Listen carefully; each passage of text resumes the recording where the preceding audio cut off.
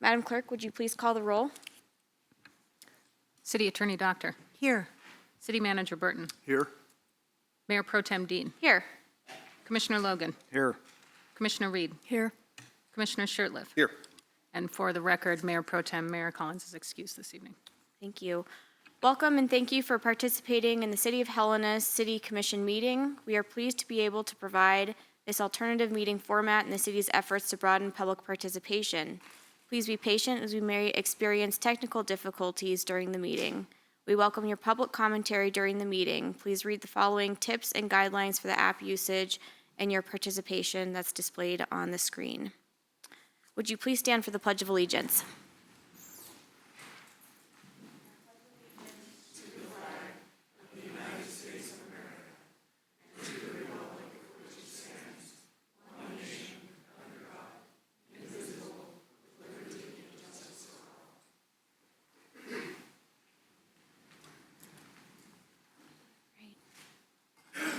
The minutes for the May 29th, 2024 budget work session meeting and the June 3rd, 2024 commission meeting have been submitted. Are there any changes to the minutes? Okay. Seeing none, the minutes will be received as submitted. Proclamations.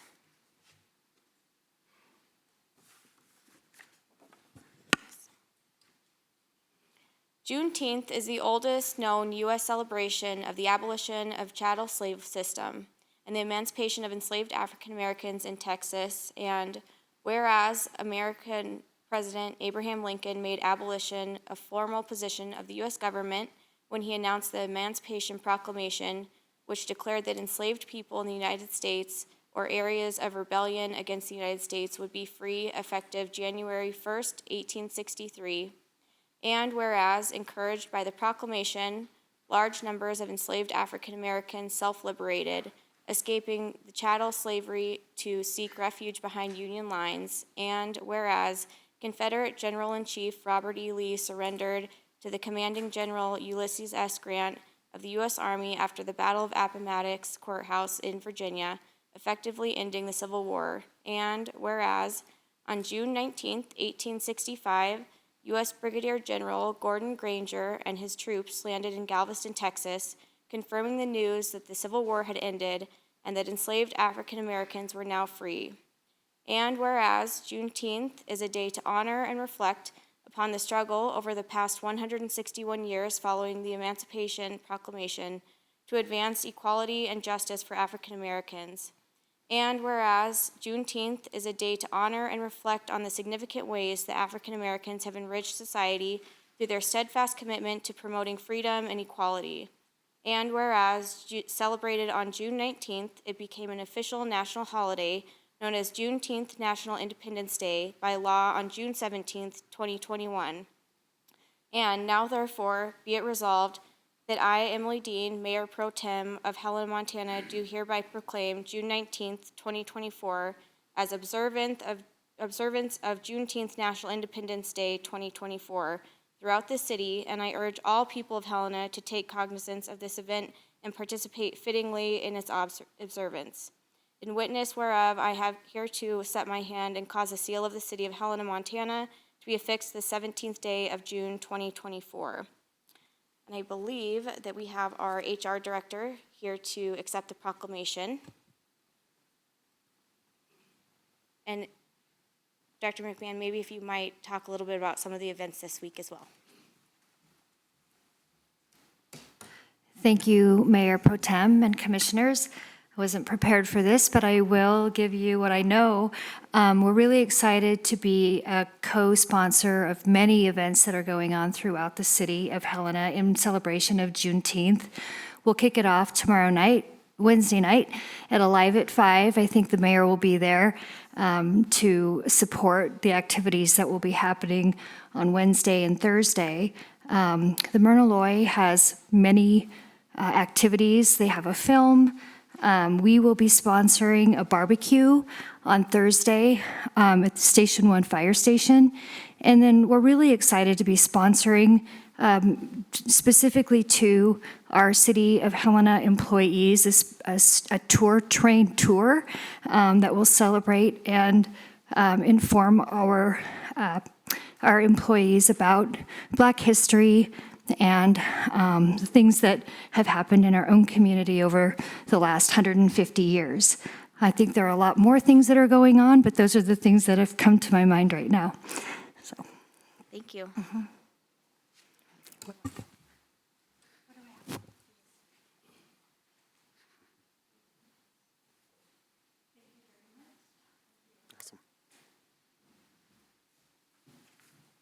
Okay. Our next item is the consent agenda. We have 3 items on the consent agenda. A, approval of a resolution declaring various vehicles owned by the city of Helena to be surplus property and authorizing the city manager to dispose of that property. B, approval of a resolution designating the environmental certifying official for the purposes of the Helena Housing Authority's HUD's Section 18 Low-Income Public Housing Program disposition application for Stewart Homes and the related request for a tenant protect project-based vouchers. And C, consider a resolution to establish fees for the use of electric vehicle charging stations owned by the city and available for public use. Is there commission discussion? Okay, is there any public comment on the consent agenda? Madam Clerk? Mayor Pro Tem, I have no comment online. Okay. Seeing no further discussion or public comment, I'll entertain a motion. Mayor Pro Tem, Commissioner Reed. I move to approve consent agenda items A through C. Second. It's been moved and seconded. Madam Clerk, would you please call the roll? Commissioner Shertliff. Aye. Commissioner Logan. Aye. Commissioner Reed. Aye. Mayor Pro Tem Dean. Aye. The motion carries 4-0. Okay, we will move on to agenda item 6A. Consider bid award for Benton Avenue turn lanes. Transportation Systems Director David Konopke.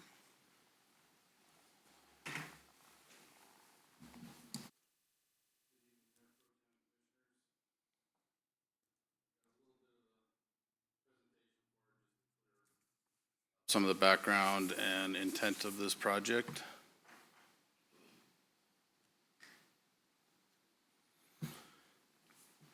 So originally this project was designed with the shared use path that was built on the east side of Benton. It was envisioned as a corridor project as a whole, and this would be one piece of that corridor project. There's now 2 shared use paths along each side of Benton with no real protection for the pedestrians from vehicles leaving the roadway. So it was proposed to not only the city, but also to MDT, as that is an urban route, to install curb and gutter along both sides of the roadway. When we first went out, this was also the next, that would tie into the Benton, the transfer station entrance redesign, along with MDT's crossing arm project for the railroad crossing, which would also add a pedestrian crossing on the east side of the railroad tracks. So this would tie that entire corridor, which now stops right before Batch Field, and continue through to the current sidewalk that is adjacent to Carroll College. One of the nice things that was going to come out of this current project, that it's still under design by MDT, but we're getting close to the finish line on that one, is there will now be sidewalks designed across what is Rinker Precast now, so that there'll be a designated area for pedestrians to cross that wide driveway that is now currently dirt. It'll tie into the existing Centennial Trail crossing, and then ultimately, if the transfer station project gets built, there'll be a shorter crossing for pedestrians by walking a little bit down Benton Path and crossing at the narrowest point of that road, and then taking them on along Carroll College and to their other destination. So with those projects, those major projects being built, then we're going to come back with a mill and overlay in the area so that we could clean up the surface. And then once that mill and overlay was complete, come back and restripe it and basically clean up the striping, ensure that the lanes are configured the way we intended them to be, the bike lanes north of the tracks. And so all in all, it was intended to be a corridor project, hopefully with, initially it was viewed that we could get this done into, a 3 to 5 year time frame. And then that corridor from Euclid down to Custer would be basically taken care of for the foreseeable future. As with a lot of projects, there's been delays in construction, the coordination with the transfer station, the coordination with the BNSF, and the crossing there, so we've had some delays. But one of the things that we were wanting to eliminate is drivers leaving the roadway to go around vehicles turning at those intersections into Sun Haven. And the biggest one that is the biggest offender at that is at Meadow. And you can see as I get into this presentation, you'll see the dirt is worn away. There's no vegetation there. And with the path project, a ADA ramp was built from the path to that crossing. And that ADA ramp is just sitting there in the middle, or not in the middle, but at the end of where people go around these vehicles to basically gain themselves a few seconds of, instead of patiently waiting for the vehicles. So consideration, there was a serious injury accident in January 2024. 9 rear-end crashes at Oakwood over the last 10 years. Curbing provides a safety mitigation measure for pedestrians, so there's a small barrier between them and the pedestrians for errant vehicles. In 2020, it was bid and the total was $870,000. In 2024, because of some delays, the bid now totals about $1.2 million. Looking at the left turn warrants per AASHTO as a guide for this, and that left turn bay at Meadow there has 23 vehicles per hour, which exceeds the warrant requirement for a recommendation of a left turn. So just some, these are the pictures that we wanted to show. The biggest one is on the right there at Benton and Meadow.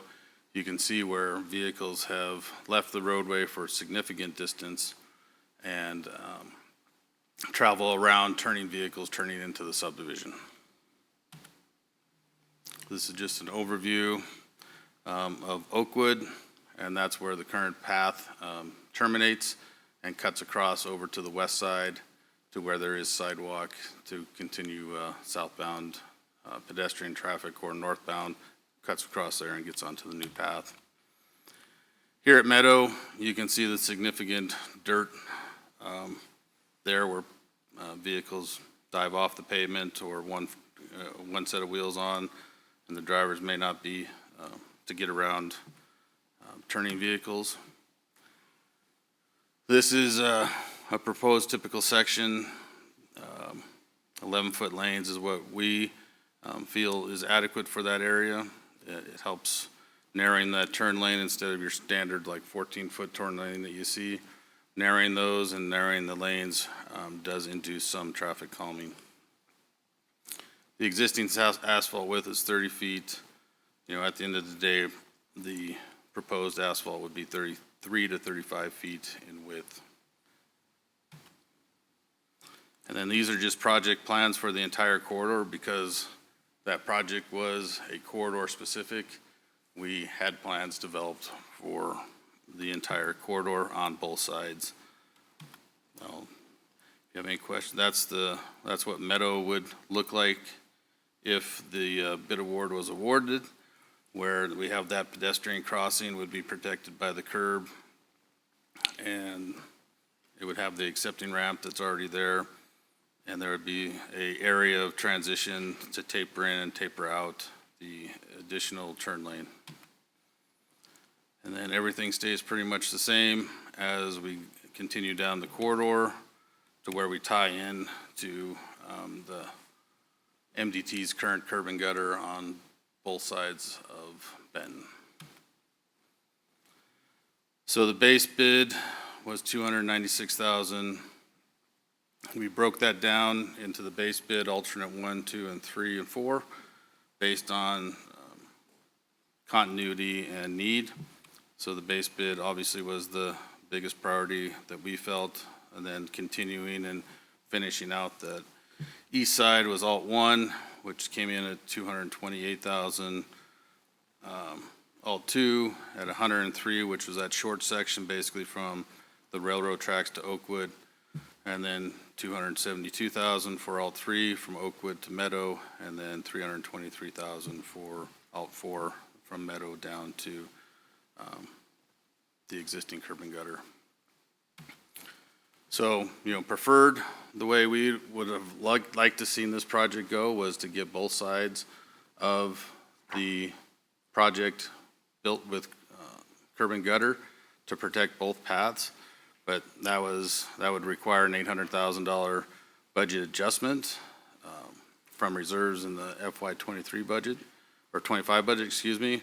The minimum award that we're recommending is the base bid and additive alter number 1, which is currently in our budget, and we have the budget authority for, and that would be to finish the curb and gutter from where the MDT crossing project would start, end, however you want to look at it, down to Custer, where we would tie into existing. Some of the risk of not awarding this would be drivers would continue to drive on the right shoulder around left-turning vehicles, continue in unsafe conditions, and with that path crossing right there, there's no protection there. We just don't feel comfortable leaving the pedestrians out in the middle of basically no man's land right now without some type of protection. Excuse me, I'd be happy to answer any questions. Comments or questions from commissioners? Commissioner Reed. Thank you, Mayor Pro Tem and Director Knopke, excuse me. Looking at the project, and I tried to go through the documents, but it's a little hard to read some of them. It looks to me as if it might be possible to address the pedestrian safety concerns with just curbing instead of adding turn lanes. Is that accurate, that we could address the safety concerns through curbing, which would be significantly less expensive? Mayor Pro Tem and Commissioners, we could. That would develop queuing along Benton there, which is why people are going around, because as we've grown and Sun Haven is an attractive neighborhood to live in, people use Benton to access it, and those left turners would be there waiting for the vehicles coming southbound, and then any other northbound would have to just wait their turn. So yes, it could be done in a different alternative. But, as I showed, that we do meet the criteria for installing a left-hand turn bay there as well. Just a quick follow-up.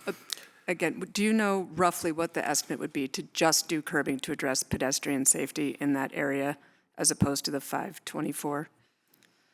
Mayor Pro Tem and Commission, I would venture to guess that, it'd be somewhere less than $100,000, but don't take me to that because I don't have any numbers in front of me, but it would be significantly less than, as you had stated, the overall project. And just, Mayor Pro Tem, just a quick follow-up comment. I appreciate all, that this has taken a while and all the alternatives and the information. I do have concerns that this project is extremely expensive and, is noted in the packet, 12% higher than the estimates, and we only had one bid. It appears, again, based on the sort of hierarchy of needs, to be not as high a priority a project as many other ones, and the cost is extraordinarily high. So I would be inclined to look to address the immediate safety concerns for pedestrians here without necessarily doing the full project, given the really quite exorbitant costs. Thanks. Other comments? Okay. Director Conley, I wonder, can you go back to the slide with the the traffic data and what warrants and doesn't? Do you know when these were collected? And the only reason I'm asking is because I live right by there, and all through college, the house I lived in college was in Sun Haven. And I mean, people do just like go crazy around people when they're stopped there. One thing I've noticed is that it feels like it's gotten a lot worse since the trains have gotten longer and congested the paths more, so that you'll have people, queued up pretty far at both ends. And previously, people would be pretty good at stopping to let the folks take a left into Meadow. And now it feels like everyone is just like going as fast as they can after the train leaves. And so I'm curious about when these numbers were taken, and if we see any difference between the train traffic increase and the queuing we're seeing there. Mayor Pro Tem and Commissioners, I would assume this was done back in the original design time, back in 2021-ish timeframe. I could be wrong. I can get back to you on that exact date, but I would agree with you that train traffic has been the trains have been getting longer. The queuing time has been exceeding what we used to see. I've sat at that crossing for 40 minutes with traffic queuing up all the way back to almost Custer, and the same in the other direction, I assume, by the flow of vehicles coming. The other time that I did notice that a large amount of vehicles was during this year's graduation ceremonies at Carroll College, where it actually took me over 40 minutes to get from Custer to Euclid. And there was people trying to make those turns into Sun Haven, and unfortunately behaviors of some of the drivers observed are not allowing. They're just pushing to get their extra car space forward or trying to get around. And there are some behavioral things that any design work does not or cannot mitigate, but I have observed what you had said, that there seems to be an increase. Not only that, there's been an increase in pedestrian traffic there. After the path is put in, we provided the 88 crossings at the Edgewood, Oakwood, and Meadow. So there have been a lot more pedestrian traffic crossing Benton now that those paths are there. Okay, thank you. Mayor Pro Tem. Commissioner Logan. Thank you. So, Director Konopke, we've talked about this project quite a bit, and I think it's had been budgeted for some time. Can you kind of explain the process to help me a little bit remember, but also those in the room and online as to how we got here? Maybe as much the financial budgeting pieces as other discussion. Sure. Mayor Pro Tem, Commissioners. So like originally we had talked about, we had always envisioned a wider pedestrian path along Benton, and that's when we had submitted for a TA grant to put that shared use path along the east side adjacent to the golf course. When we looked at alternatives of possibly widening the existing western shared use path, we opted to put the pedestrians on the east side farther away from traffic, as if we were to widen the existing path, we would just put the path closer to the roadway. And with the TA project and with the transfer station redesign to help flow traffic in and out of the transfer station and not build those backups across the railroad tracks and in the other direction, it kind of fit hand in hand to look at the bigger corridor. And so when we did, we identified the driver behavior of leaving the roadway to get around, basically just being impatient. And when we talked about this with MDT, our partner on the PATH project, they were excited because they'd always seen this as a safety issue on Benton. It was one of those, it's an urban route that has no curb and gutter or, pedestrian facilities on both sides. It's not unlike our other urban routes that are in the city, like Montana, that sections of that doesn't have curb and gutter or sidewalk. It's a very busy roadway, as is this one. And so we looked at it as an overall corridor project and felt that as we move forward through the steps of getting the path, the curb and gutter, the transfer station, restriping and getting that done, and then we would basically, once complete, that this corridor would just be very minimal maintenance, and we could move forward with other corridors to try to improve over time. Okay, thank you. One follow-up, please. Commissioner Logan? So in our discussion, the commission has, over time, has allowed for the funding of this project. Is that accurate to say? Mayor Pro Tem Commissioner, yes.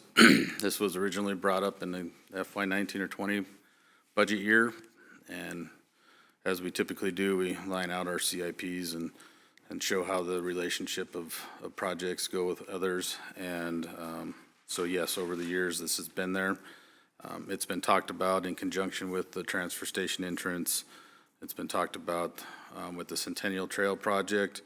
That's one of those added features that we're excited to get this corridor upgraded, because right now as many know, it's been a long process working with BNSF and MRL to get a easement to finish the trail from Centennial Park out to Joslyn, where we have asphalt 10-foot wide path. We recently met with BNSF after the merger, and they are requesting 30% plans to design the trail so that they can basically, give the concurrence that move forward with the permit. They're not doing easements anymore. So along with these improvements, there would also be the 30%, ultimately 100% plans, and then finding funding for the installation of the 10-foot wide path connecting with what's already there on the east side over and following some of the old railroad bed along Barney Park, along this south side of the railroad right-of-way. With that permit comes with, some other opportunities, because once we get that permit, now we have legal right to be on that property, which then allows us to move forward with the money that was set aside by the commission in the past to evaluate the Henderson crossing. And once we do that, and we can get that installed and connect the two sides, now we actually have a connected backbone of a path instead of intermittent blacktop with some dirt and then blacktop and then dirt. So Benton is, as anyone knows, is a vital artery through Helena, and it's our intent just to try to make it as safe as possible for pedestrians and bikers and vehicle drivers. Thank you, Director, and thank you, Mayor Pro Tem. Commissioner Shurtleff? Mayor Pro Tem, thank you very much. Director Konopke, I too live on that neck of the woods in that part of the town, and we've seen whether it's graduation that we had a couple weeks ago, whether it's sporting events at Carroll, and with their new turf and all the events happening, we see the traffic backing up and queuing up, as you say, towards the railroad. You also see going further down the transfer station line. You see it down that road. Every weekend when I put my recycling in, you can see the road there. In terms of pedestrian safety, I know in the past it's been discussed about doing boulevards down the middle of Benton Avenue, or it's been proposed by our NEMTAC committee, the idea of doing boulevards, pedestrian islands, or crossings. Is there a way that, is that a part of this, or has there been any type of discussion, is that being one of the alternatives to providing a pedestrian crossing? Mayor Pro Tem and Commissioners, the pedestrian crossings at the Sunhaven entrances would be your traditional three-legged intersections with the, there's a lot of distance between the shared use path now and what the back of curb were. That would, from the top back of curb down, would be graded away with embankment to smooth that out. But would provide those crossing opportunities. The major crossing, pedestrian crossing improvement would be up at the railroad tracks on the east side. We have one on the west, and in the proposed project, it's being designed to have a pedestrian crossing on the east side so that, you know, during those large events, instead of people hopping the tracks like they do, we would have pedestrian corridors on both sides to help funnel those pedestrians to, like you said, sporting events, graduations, or whatever's going on in the area. Thank you. Thank you. Okay. We will go ahead and move to public comments. Are there any public comments on this topic?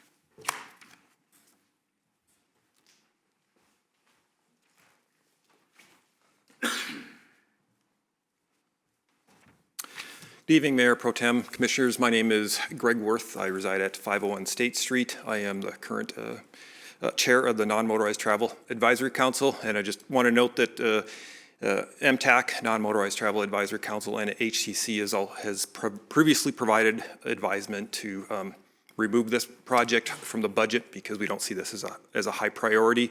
The issue with this is the widening of Benton Avenue. So right now you've got two lanes of traffic like this.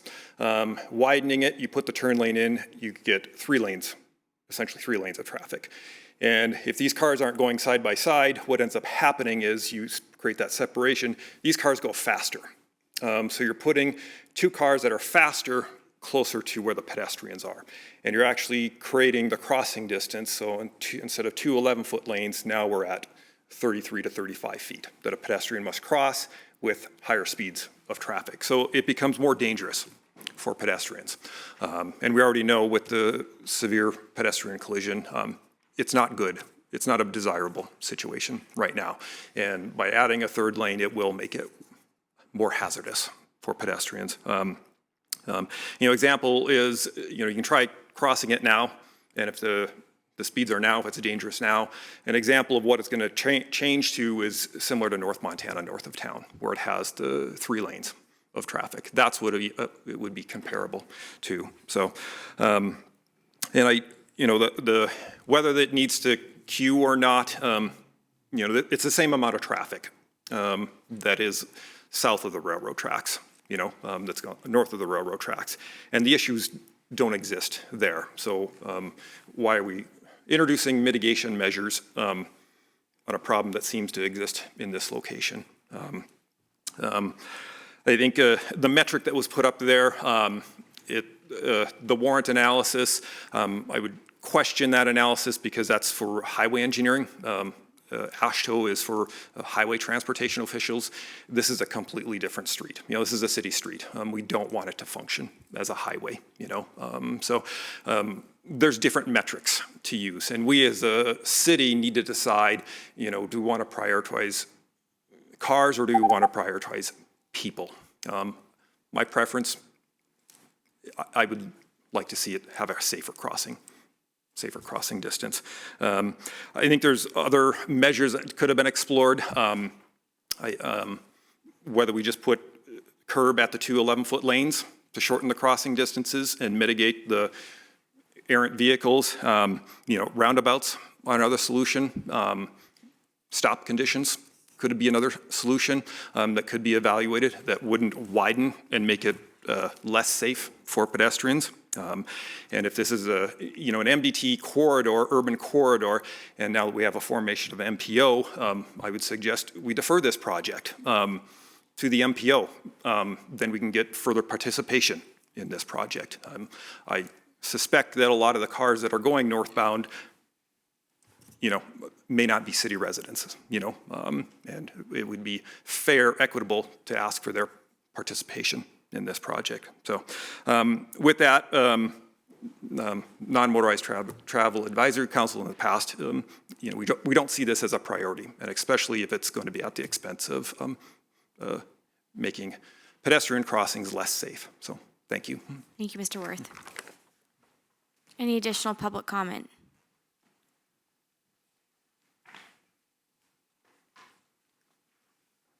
Mayor Pro Tem, members of the commission, my name is Lucas Wallace. I'm a Helena resident, 643 Dearborn Avenue. I've lived on Dearborn Avenue for about 7 years, one block over from Benton. I'm also a member of the Non-Motorized Travel Advisory Council, MTAC. I'm here on behalf of myself as a citizen. One of the things I've heard here is question of priorities. My understanding of the city's budget last year was that the entire amount of money spent on non-motorized transportation, making the streets safer for kids going to school, was around $750,000. That included $100,000 for laser scanning the sidewalks. So essentially, this project of adding a turn lane at this point has ballooned to being almost as much as everything that we've spent on trying to make safer streets for pedestrians. And it goes to show you how costly some of this infrastructure is. And it's an ongoing cost. Every time you add more asphalt to a road like this, you've got to maintain that asphalt then forever. So I don't think this is a particularly good use of money, particularly if we don't have enough money in other areas to do some of the other stuff that I think should be a higher priority. In terms of the discussion about making continuing the trail across the railroad crossing. To be clear, that stuff is not included in this project or this budget. That's all something very much to look forward to, but when it's done, there is probably going to be more people crossing those crosswalks. It is a safe route to school to get over to the high school from the neighborhoods north of Last Chance Gulch. And it seems like the crosswalks are an afterthought here. And I don't really agree that it's going to be done with nothing more to do after this is done. I think you're going to have problems and conflicts at those crosswalks, and it hasn't really been considered. So thank you. Thank you, sir.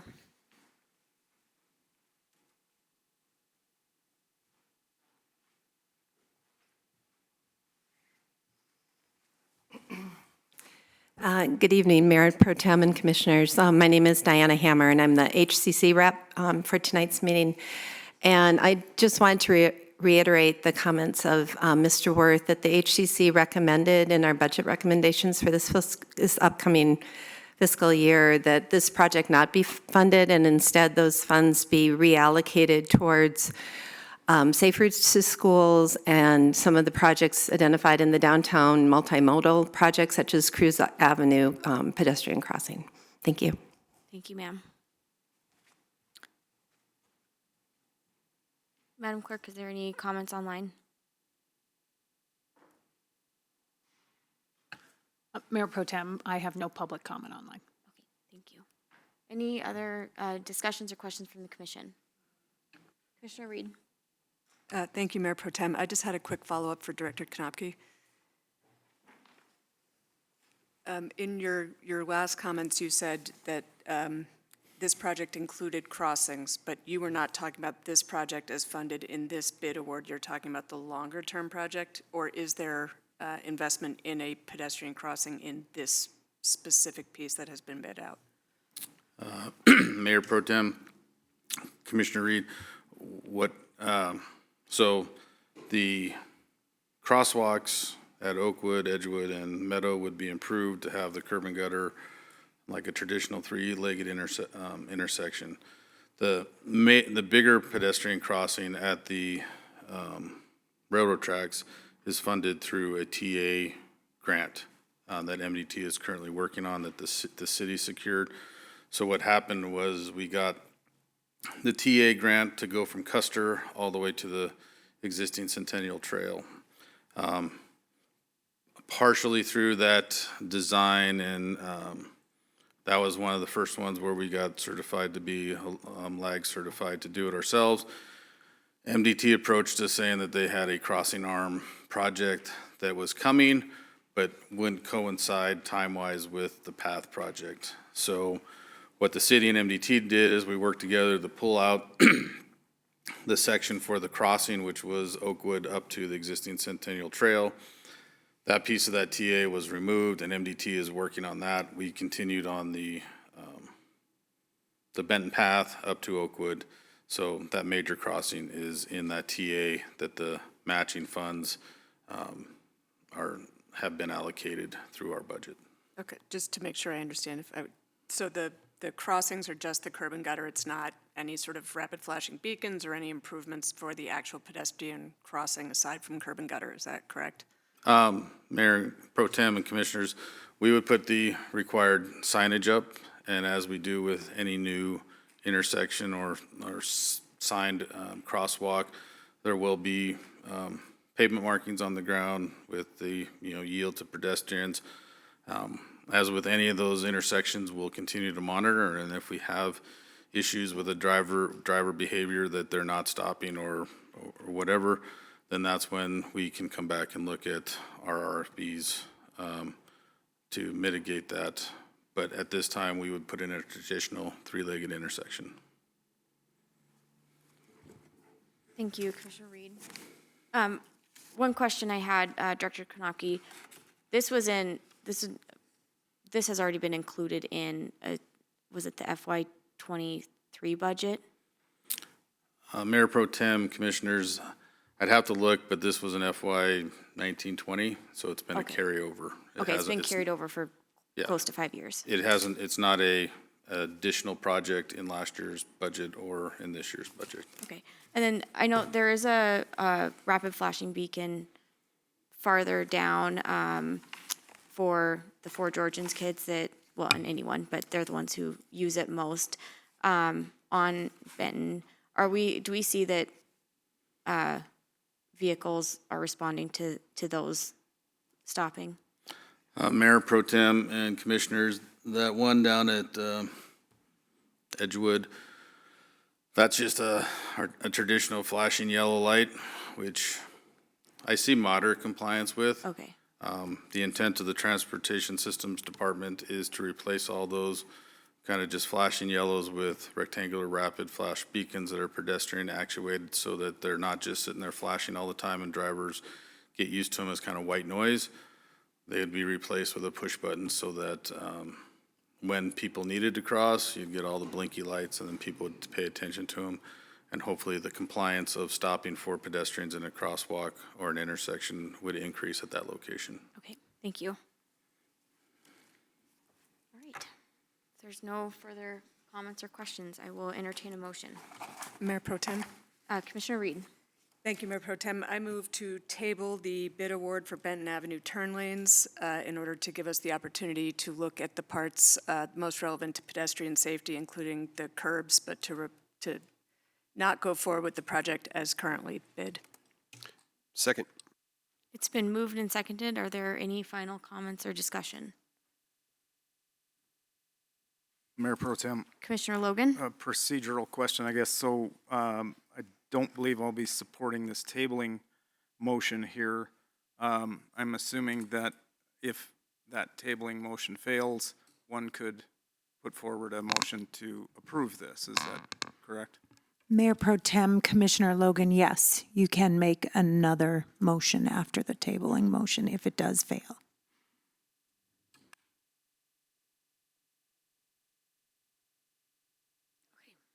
It's been moved and seconded. Madam Clerk, would you please call the roll? Commissioner Shertliff. Aye. Commissioner Logan. Nay.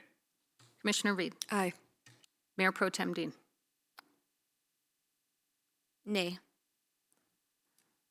It is a tie vote. I would call on the parliamentarian,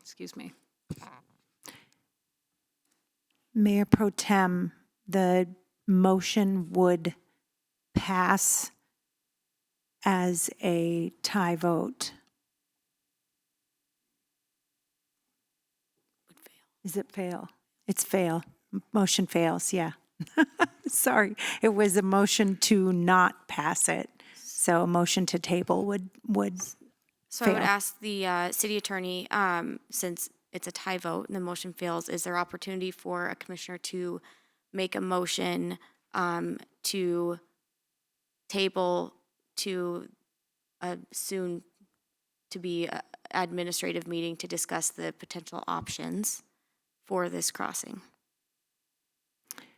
rather than including it in the motion that it will only be 2 lanes. So Commissioner Reed's motion included the wording that it must be just the curb and gutter. Is there opportunity to have a subsequent, a different motion to bring it to an admin meeting for us to flesh out this project more thoroughly? Mayor Pro Tem, yes, thank you for clarifying. So your motion would be a different motion, still a tabling motion, but it'd be different in substance. And yes, that would be allowed. Mayor Pro Tem, I'm sorry, I think, forgive me if my words weren't as articulate, my motion was to table it to allow us to consider options which could include, so not specifically stating it could only be curb. So my motion is to table to give us options. Okay. So do I need to re-articulate my original motion? Well, your original motion failed. Right, but I think that it failed because the proposal to do a new motion is to say that it gives us options, which was the intent of my original motion. So I think I possibly was misunderstood in how I phrased it, but I'm happy to let it fail and have it reintroduced. That's fine. Mayor Pro Tem, just to clarify, I think if the alternate motion is different than the motion that was presented and failed, you can present another motion. Is that clear? Is Yes. that clear? Okay. Is there another motion? Mayor Pro Tem, Commissioner Logan. I would move to award the Benton Avenue Turn Lanes Project base bid and alternate number 1 to Helena Sand and Gravel in the amount of $524,655.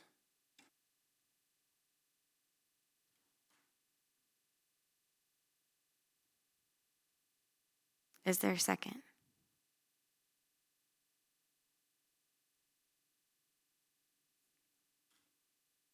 Seeing no second, I believe the motion fails.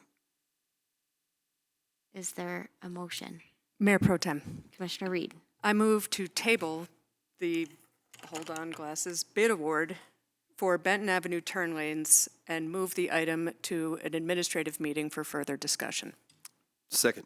It's been moved and seconded. Any final discussion? Madam Clerk, would you please call the roll? Apologies, Mayor Pro Tem, I'm taking notes. Commissioner Sherliff, Aye. Commissioner Logan, Nay. Commissioner Reed, Aye. Mayor Pro Tem Dean. Aye. The motion to table carries 3-1. Great. Thank you. We will move on to commission proposals from the commissioners. Mayor Pro Tem? Commissioner Shertliff. Thank you very much. We've received some comment lately, public comment, on the 2 parking structures on Jackson Avenue, along with the stairwells. And I was hoping to have Director Konopke might be able to provide some context, history, and some update on those parking structures. Thank you.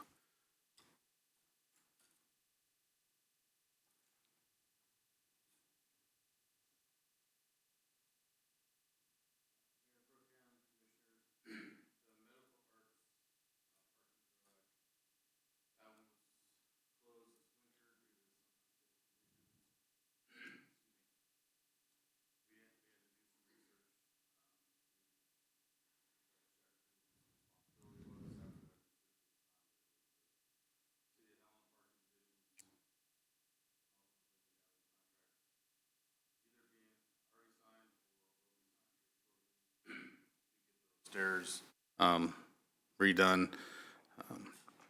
We're going to not just repair the damaged steps, we're going to rip out the entire staircase and then adjust those to the new stair height standard so that they're not kind of an odd height as they are now. As far as the stairs in the Jackson garage, those were closed November, December timeframe is what I was told, due to some water leaking down from the top deck. making those stairs slippery, so we closed them due to that safety hazard, but in that water freezing and going through the freeze-thaw cycle, it has gotten into some cracks. It has damaged the stairs to the point that it's not safe for the public, so that will also be another project that will be ongoing this summer. Thank you. Any additional commissioner proposals? Okay, seeing none, we will move on to the report of the city attorney. Mayor Pro Tem, Commissioners, I don't have any report tonight. Thank you. Thank you. Report of the city manager. Mayor Pro Tem, Commissioners, I do not have anything to report this evening. Thanks. We'll get back on track now. All right, we'll move on to the communications from the Helena Citizens Council.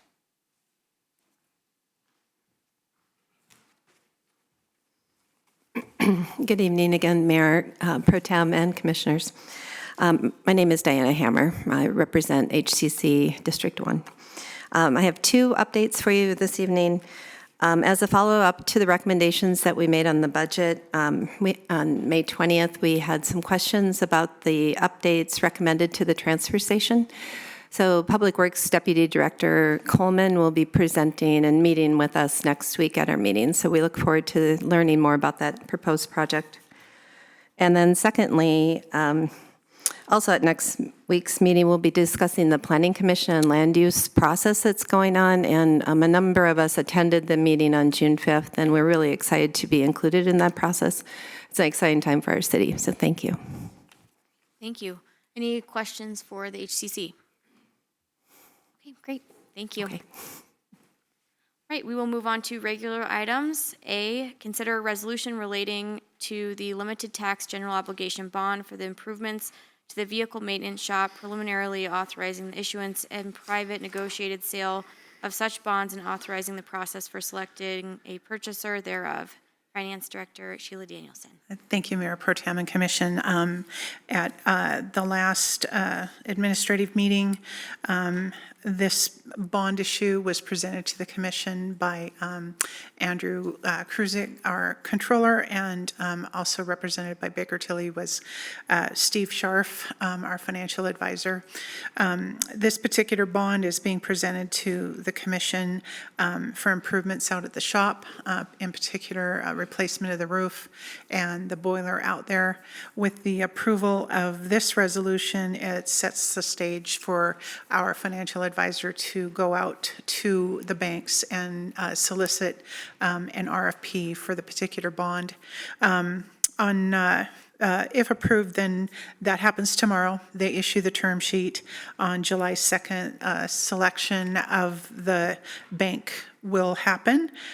July 24th, we'll bring a bond resolution to an administrative meeting to have that conversation, and then on the 29th, a resolution for adoption. That will then move us into closing the issue and closing on August 22nd with the receipt of the proceeds. I'm happy to answer any questions about this bond if you have any. Questions or comments from the Commission? Okay, great, thank you. Thank you. Is there any public comment on this item?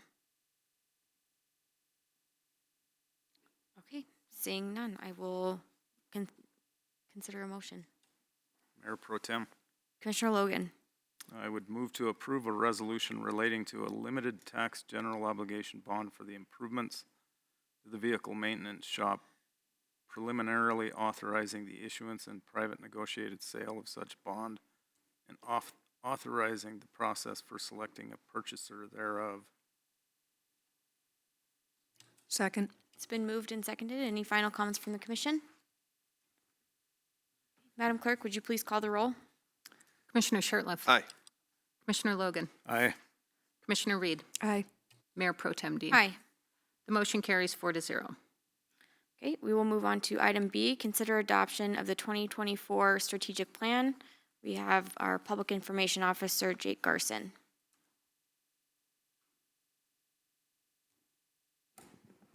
Good evening, Mayor Pro Tem and Commissioners. I will be presenting the strategic plan document for your consideration to adopt. I did want to give a brief summary of the process that got us to here, and then what the next steps might be should you approve adoption tonight. So in December of 2023, the city manager and city commission hosted a strategic planning retreat that was facilitated by representatives from the local government center, from Montana State University.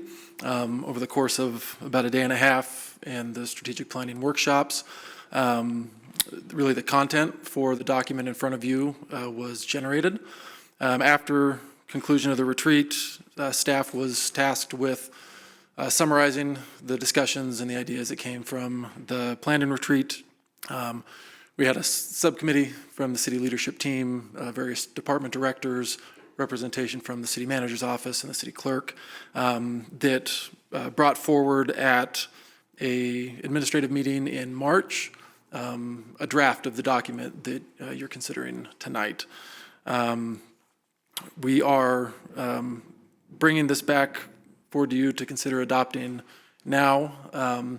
Should you approve adoption, the city manager's intent, and he may want to speak more to this, would be to have departments then as next steps start developing implementation strategies, which would expand upon some of the strategies and actions that support the goals and the core values that you all identified.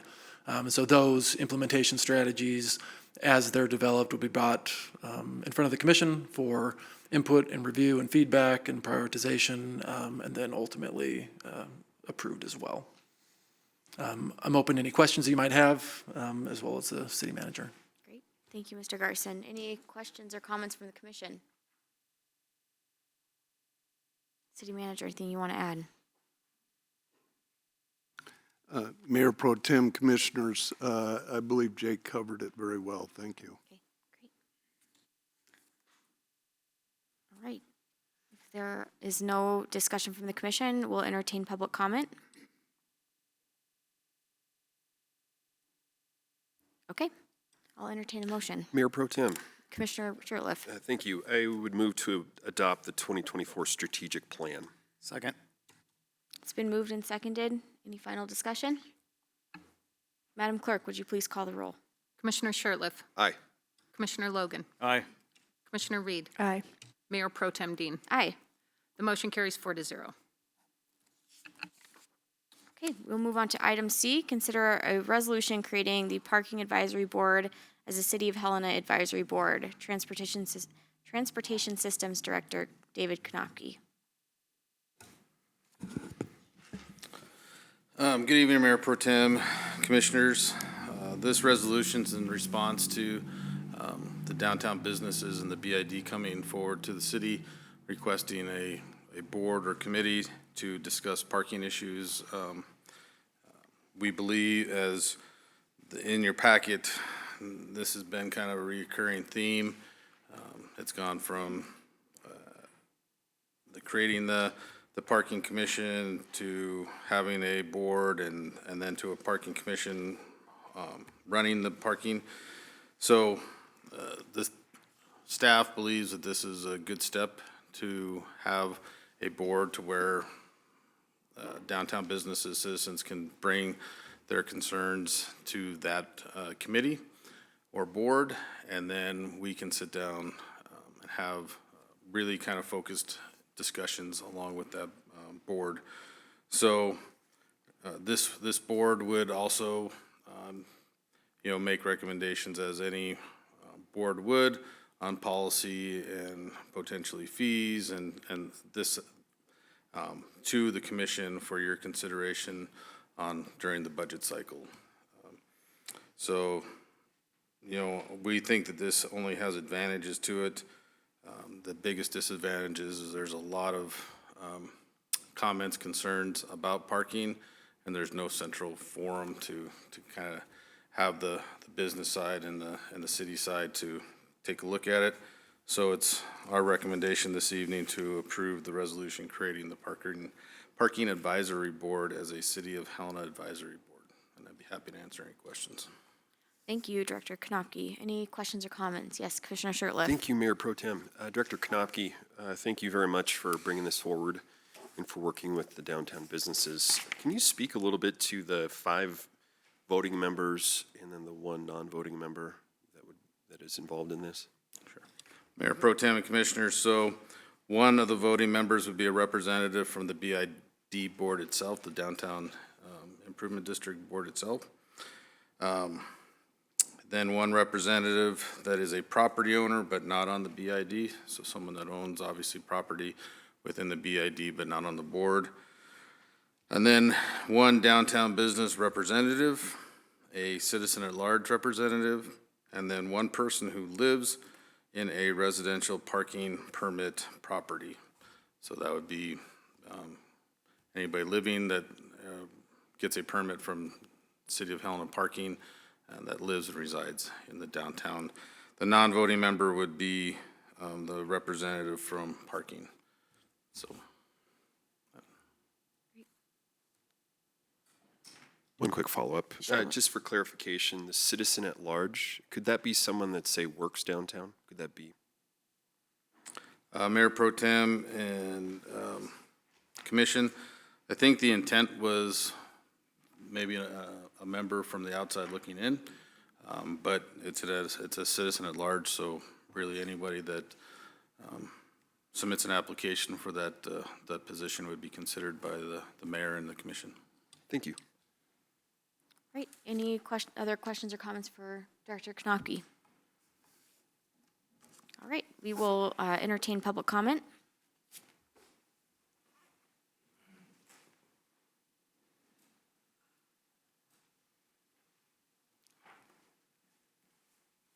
Good evening, Mayor Pro Tem, members of the committee. My name is Logan Smith. I am a resident here in Helena. And just a few thoughts that came to mind during this conversation.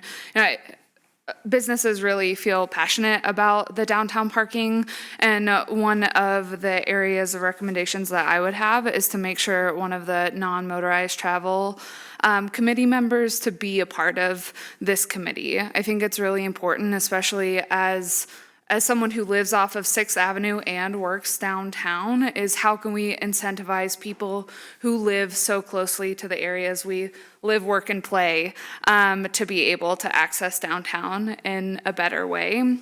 And to utilize the non-motorized travel board would be really impactful to do that.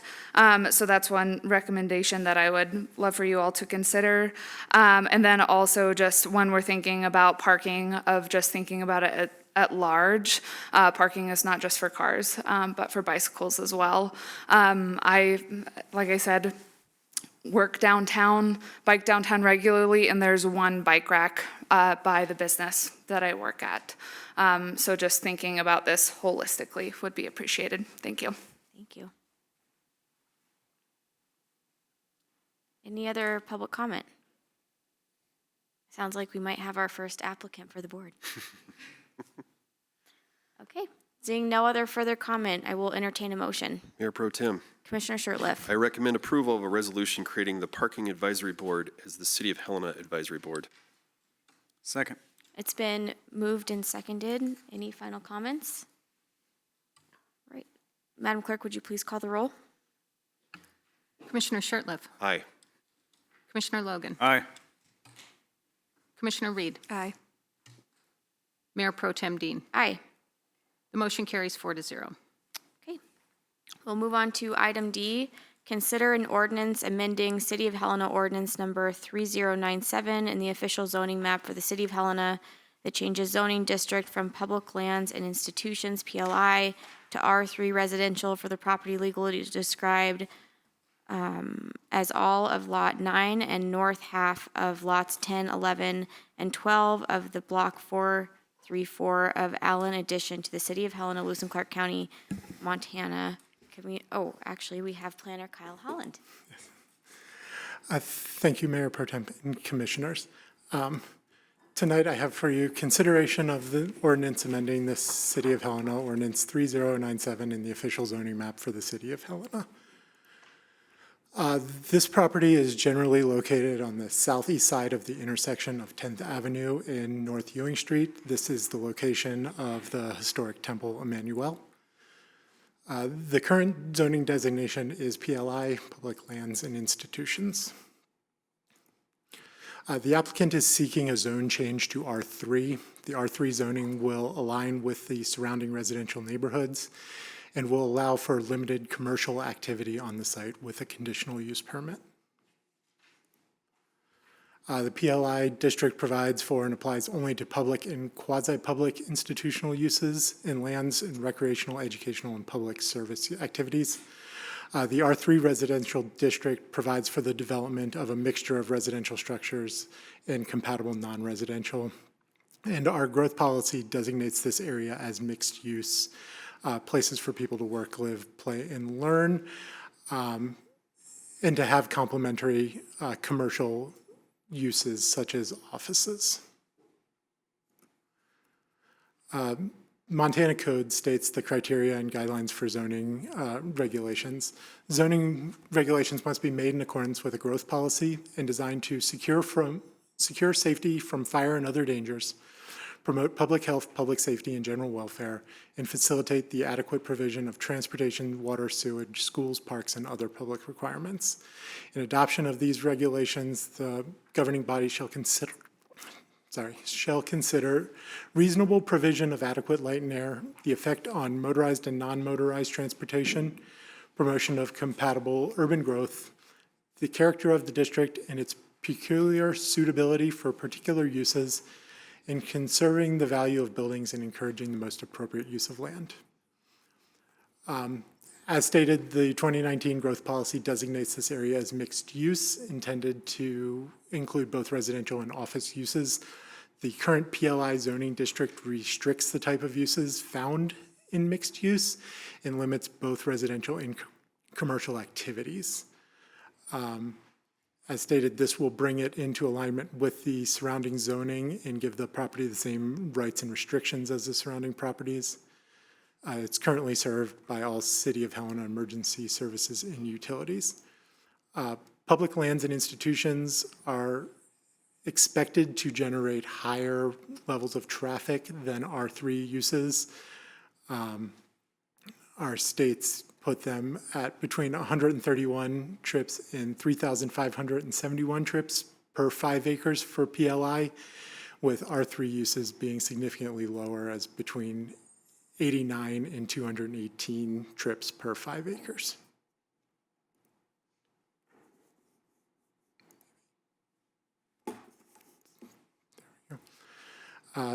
Department reviews, transportation had no objections with this as they thought it would not substantially change traffic. Historic preservation had no comment as there's no exterior alterations. Fire didn't have any particular comments on the zone change, only on future uses. Building, addressing, public works, and parks provided responses of no comment. The HCC and police did not provide comments. This aligns with the growth policy objectives. Goal 1, to promote and sustain Helena's economic vitality. Goal 9, to sustain the historic heart of downtown Helena. Goal 10, to plan for and establish types and quantities of land uses in Helena, supporting community needs and neighborhood centers. And with objectives 69 and 77, working to mitigate potential loss of historic, cultural, or aesthetically significant features, and to apply and revise zoning designations with consideration of the future land use and compatibility with surrounding land uses. As stated, this would align with the surrounding neighborhood and not give the property any unique rights or privileges.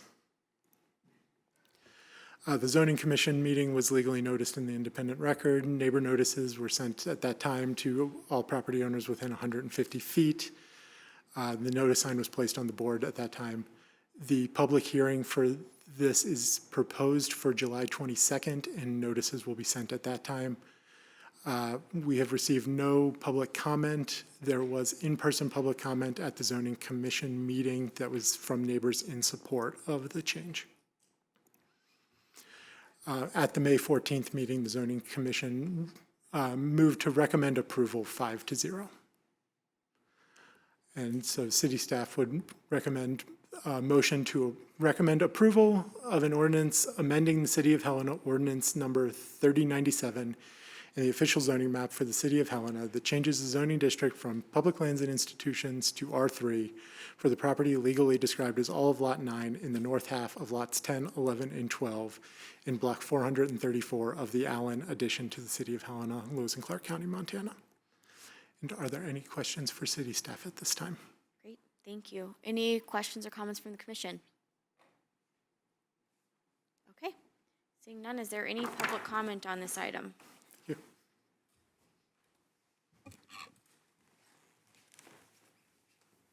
you. Good evening, Mayor Pro Tem and Commissioners. My name is Rebecca Stanfel. I'm the co-founder and the executive director of the Montana Jewish Project, an all-volunteer-led organization, including me, who reacquired historic Temple Emmanuel, which was an 1891 synagogue, the first built in the state of Montana and in a large swath of the Northwest. With the support of many, many people in Helena, individuals, churches, and businesses, our scrappy little startup nonprofit succeeded after incorporating as a 501c3 in April of 2021 to buy back historic Temple Emmanuel in August of 2022. I won't delve into the deep and rich history of Jewish life in Montana, but let's just say that this is a large building and the congregation, the Jewish congregation in Helena could no longer support it. So in 1935, they sold it, donated it really to the state of Montana for $1. Their only request is that it would be used for a good and social purpose, and it was. The sanctuary that once seated 750 people was divided into offices and used as state offices for social welfare. In 1981, the state accepted the highest bidder, which was not the local Jewish community, and sold the building to the Helena Diocese. We were very grateful to work collaboratively with the bishop and so many people in Helena and reacquire this building and return it to Jewish ownership. Our hope is to use the building as it has been used since 1935, which is as office space. With our current designation of PLI, the only hope we would have as an organization which needs to operate on a budget is to operate a daycare center, and we feel that would gravely change the character of this neighborhood that we love on Church Row, and with our neighbors who have supported us. Our goal is to rent out the main floor and the basement to professional tenants. We've had a great need, and I think the City of Helena needs, from therapists, but also we envision professional tenants like lawyers, accountants, and nonprofits.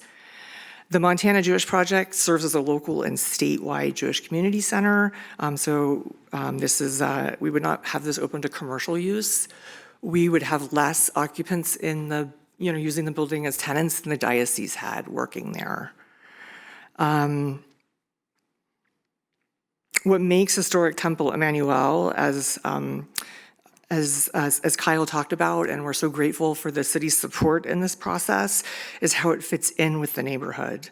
Rezoning us allows us to maintain the character of this building, which is central to the identity of Helena and Montana. Our underlying value of Tikkun Olam, to help prepare the world, is also informed by, if I can bore you with one other Hebrew, Lador Vador, which is from generation to generation. And it is our hope to maintain this building as it is, as a historic landmark from generation to generation. Thank you so much. Thank you, ma'am. Any additional public comment? Okay, seeing none, I will entertain a motion. Mayor Pro Tem. Commissioner Reed. I move to recommend approval, or I move to approve, an ordinance amending City of Helena Ordinance Number 3097 and the official zoning map for the City of Helena that changes the zoning district from public lands and institutions, PLI, to R3 residential for the property legally described as all of Lot 9 and the north half of Lots 10, 11, and 12 in Block 434 of the Allen addition to the City of Helena, Lewis and Clark County, Montana. Second. It's been moved and seconded. I might just provide one final comment. I think this has, I know, been a huge lift, and I'm really grateful to the Montana Jewish Project for getting, one, the building back, but two, I'm just excited to see all the work that you all will do. And I love following all the information already. So I think this will be a really neat next step for not just the Helena community, but Montana more broadly. Thank you so much. And again, we're extremely grateful to the city for all of their assistance in this process. Thank you. Okay, it's been moved and seconded. Madam Clerk, would you please call the roll? Commissioner Shertliff. Aye. Commissioner Logan. Aye. Commissioner Weed. Aye.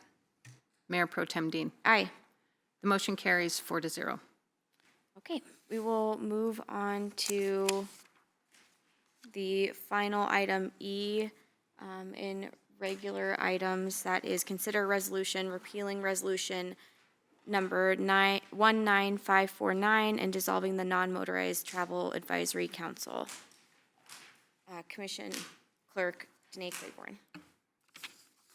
Thank you. Good evening, Mayor Pro Tem, Commissioners. As was stated, the item in front of you this evening is consideration of repealing Resolution 19549 and thereby dissolving the City of Helena Non-Motorized Transportation Advisory Council. With your permission, Mayor Pro Tem, I do have a statement from Mayor Collins, who is overseas on behalf of the State Department this evening, and asked that his comments on this matter be read into the record. Please. To Helena City Commission and City staff. This evening, the Commission will be considering a resolution to repeal Resolution number 19549 and dissolve the Non-Motorized Transportation Advisory Council, or an MTAC. After serving the city for the past 6 years as mayor, I have sat through hours of discussions on the topic of non-motorized travel within the city. I have heard from an MTAC dozens of times in public meetings on issues concerning the walkability and biking access of our city streets. My gratitude goes out to those who have stepped up to serve on an MTAC as a volunteer board member since its creation in 2008. This past October, the City of Helena was designated by the governor as a metropolitan planning organization due to its ever-growing population and boundaries. Due to the increasing size, the needs of the community are changing. The issues facing Helena are not the same as they were 16 years ago, just as they will be different in another 16 years. As the mayor of this city, I fully support the dissolution of the Non-Motorized Travel Advisory Council. After careful consideration and evaluation, it's become apparent that the council's function and purpose, as described in the establishing resolution, no longer aligns with the evolving needs and priorities of our community. By dissolving this board and focusing our efforts on the advisory bodies associated with the MPO, we can redirect resources and efforts towards initiatives that will have more significant impact on promoting sustainable and inclusive transportation options for all residents. This multi-jurisdictional approach provides greater access to federal dollars through combined efforts and resources with our community partners. I believe the work done through the MPO is the visionary and forward-thinking approach our community needs to address non-motorized travel as one part of a whole. We remain committed to creating a vibrant and accessible city for pedestrians, cyclists, and other non-motorized travelers, and I believe that this decision will contribute to achieving that goal. I would encourage members of the community who feel strongly about non-motorized issues to participate in the public meetings of the MPO. Sincerely, Wilmot J. Collins, Mayor, City of Helena.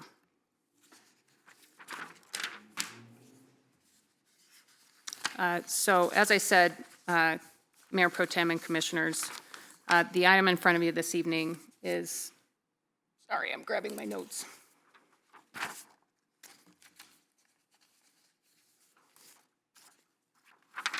The resolution to repeal Resolution 19549 and dissolve the Non-Motorized Transportation Advisory Council, or an NMTAC. So a brief history, an MTAC was created in 2008 in response to Chapter 6 of the Greater Helena Area Comprehensive Transportation Plan. Chapter 6 called for an advisory body to be established to help ensure the implementation of the Long-Range Transportation Plan. In October of 2023, the City of Helena, East Helena, and Lewis and Clark County, in cooperation with MDT, were designated as a Metropolitan Planning Organization, or MPO, by the governor. As part of the new designation, the city and its community partners will be required to update the Long-Range Transportation Plan and create the new supporting advisory bodies associated with the MPO, which are defined as part of the MPO's formation process. The City of Helena staff advocated for and received approval for a non-motorized specific voting seat on the Transportation Technical Advisory Committee, or TTAC. So I'm about to throw a lot of acronyms at you, and I apologize. The intent of this seat is to impact recommendations proposed by the TTAC from the non-motorized community perspective. These recommendations will be reviewed by the policy committee of the MPO, called the Transportation Policy Coordinating Committee. This policy committee consists of Mayor Collins, County Commissioner Hunthausen, and East Helena Mayor Harris. On May 29th, at the May 29th administrative meeting, the commission discussed the relevancy of NEMTAC given the city's new designation. A majority of the commission gave consensus to consider a resolution to repeal Resolution 195, thereby dissolving an NEMTAC. The repeal of the resolution can resolve a redundancy. It alleviates a potential for conflicting roles between two advisory boards working on the same issues. The larger, more comprehensive advisory body may provide a long-term planning for matters of non-motorized travel while taking into consideration all related matters from a multi-jurisdictional and multi-discipline committee perspective. With that, I'm happy to answer any procedural questions. I also have Director Konopke here to answer any specific questions on the MPO process by the commission. Okay, great. Thank you, Madam Clerk. A question or comment from Commissioner Reed? Thank you, Mayor Pro Tem. I think the question is for Director Konopke. It seems that the conversation has become an either-or conversation, and I'm still not sure I see it that way. And based on what I'm hearing about the MPO, which I appreciate has one seat for non-motorized, but it's my understanding that the MPO and the subcommittee would not be making recommendations on agenda items and specific projects that we have before us as a commission. Is that accurate? Mayor Pro Tem and Commissioners, the subcommittees that are formed under the TTAC or by the PCC can really be whatever they want. Now, typically, the PCC does not have jurisdiction over the individual entities to to dictate how budgets are spent or what have you.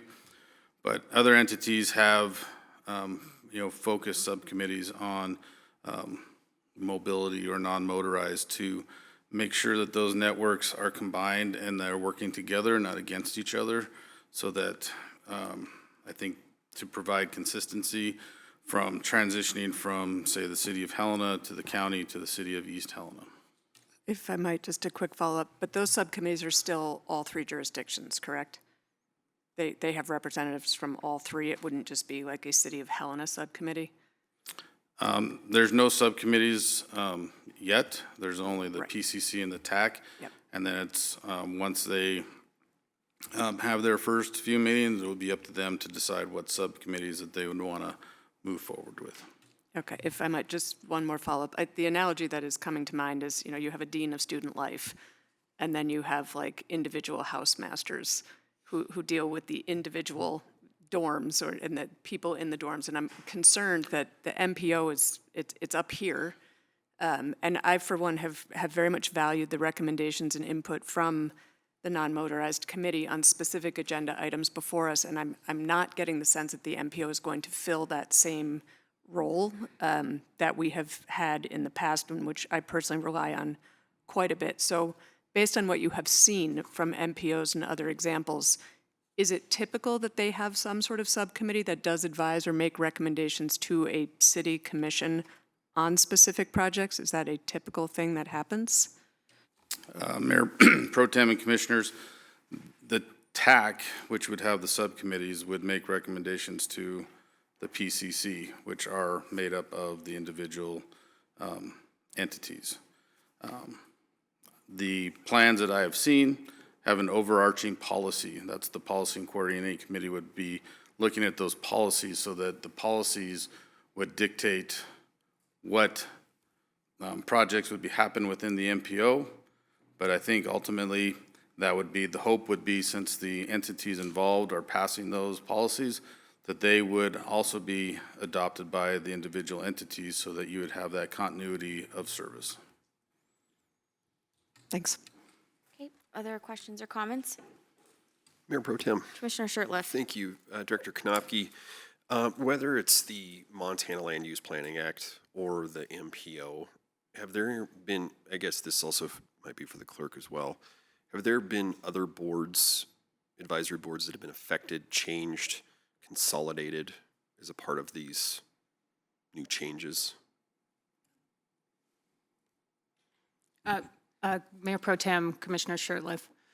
Yeah, I think that's a fair statement. So what 382, and I don't think Director Brink is on with us currently, but your example is similar in the sense that you do have a more comprehensive group or entity advisory body that will be consolidating 3 existing planning boards. I would say that there is some similarities in the process here, that you'll have a more comprehensive board versus this more singular entity advisory body that exists now. Recently, staff made a recommendation for you to consider or at least discuss consolidation of the TIF boards. I think I've spoken with some of you in our one-on-ones about how overall, as the board's manager for the city, what I do see is that the board system has crossover amongst all the advisory bodies, and that there are often opportunities for maybe a more holistic or a holistic view from some of these advisory bodies that could give you better information and better recommendations. So I think, to your point, that as city grows and some of the concerns and issues that face the commission and the city itself get more complex, then the entities that advise you should also grow and become more complex as well. Other comments or questions? Commissioner Logan? Mayor Pro Tem, thank you. So I think one of the key points of the discussion tonight is the nature of the municipal planning organization and the fact that Helena has grown, and that our planning efforts need to grow with it. As I look to the authorizing resolution of an MTAC, it seems, if I understood correctly, it was passed in 2008, and it references a couple of I guess plans that are no longer in existence. The first is the Greater Helena Area Comprehensive Transportation Plan and the Neighborhood Transportation Program, and I guess that speaks a bit to the outdated nature that of the council and the resolution that authorized it, and the fact that we're moving toward a municipal or a metropolitan planning organization to deal with metropolitan issues, and I just think it's I guess this is mostly a comment, but I just think it's an appropriate effort here, and just wanted to clarify that. Thank you, Commissioner Logan. I did have one question for Director Konopke. I wonder, so one of the things that I think has come up pretty frequently, and I think is the only thing that's still included in the establishing resolution, is the Long Range Transportation Plan, or the LRTP. We had to dissolve the Transportation Coordinating Committee that was the organization, I believe, that led the LRTP efforts. Now that the TCC has had to be dissolved, can you talk about what role the MPO has in developing the LRTP, which I know has been a point of, we've been budgeting for it, and it's imminent in the next year or so to get underway. Yes, Mayor Pro Tem and Commissioners. So now that the TCC is dissolved, the PCC steps in and the requirements of an MPO. So the authorizing the expenditure of funds for a plan would come from a recommendation from the TAC to the PCC, and then through that whole process, there would be interactions with both groups. Through the update of the LRTP, there are different sections that come into play. Some of those sections we added in the last time because we were so close to being designated as an MPO, so the revision won't be as large, but there are still some areas that will be enhanced. And, you know, one of those chapters can be specifically to non-motorized transportation and how to deal with that, not only at the local level, but also at the regional level, because the LRTP, as it looks at the structure of your transportation system, it ultimately feeds down into the local roadways. And so those policies that are proposed or talked about or brainstormed during the update will directly affect the local, just because of the nature of having that continuity of service throughout the area. Okay, and I guess that's prompted a couple more questions for me. So I guess the first, the City of Helena staff is the staff that are staffing the MPO. We are the entity that is leading the MPO. Is that accurate? Mayor Pro Tem and Commissioners, yes. Okay, and then my second question, when the MPO goes forth with developing the LRTP, that's when there's opportunity to establish subcommittees in areas that it finds needs more input. So could that be like non-motorized, ADA accessibility, anything else? So Mayor Pro Tem, Commissioners, yes. Once we get going on the process of revising the LRTP, typically there's a ton of outreach to different stakeholder groups, and that, you know, that reaches out to bike shops versus, you know, the BID, to all these different groups.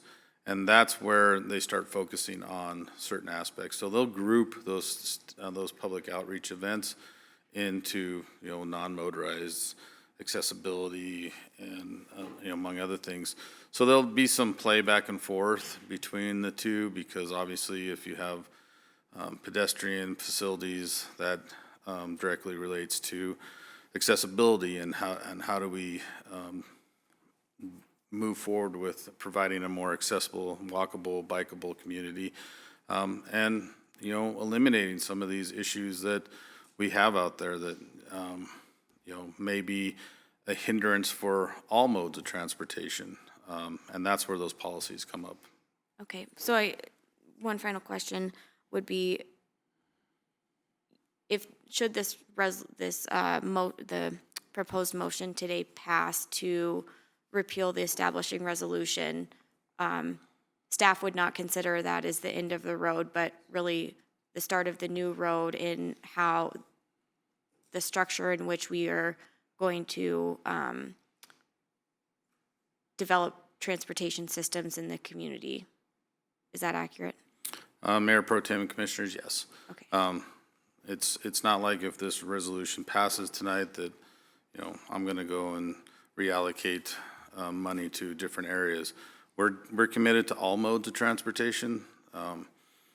We have to have that balancing act between everyone that uses the transportation network. Is our non-motorized infrastructure, you know, the best in the state? No. Do we have some challenges ahead of us? Yes. But, you know, those were identified partially in the last LRTP. Those have been ongoing issues as they get brought up in professional development through interactions with other plans. The downtown multimodal plan was done specifically to focus in downtown. The growth policy talks about linking connection and having that connectivity. We have the 5-point intersection study that was completed to look at how those interconnected roadways interact with one another.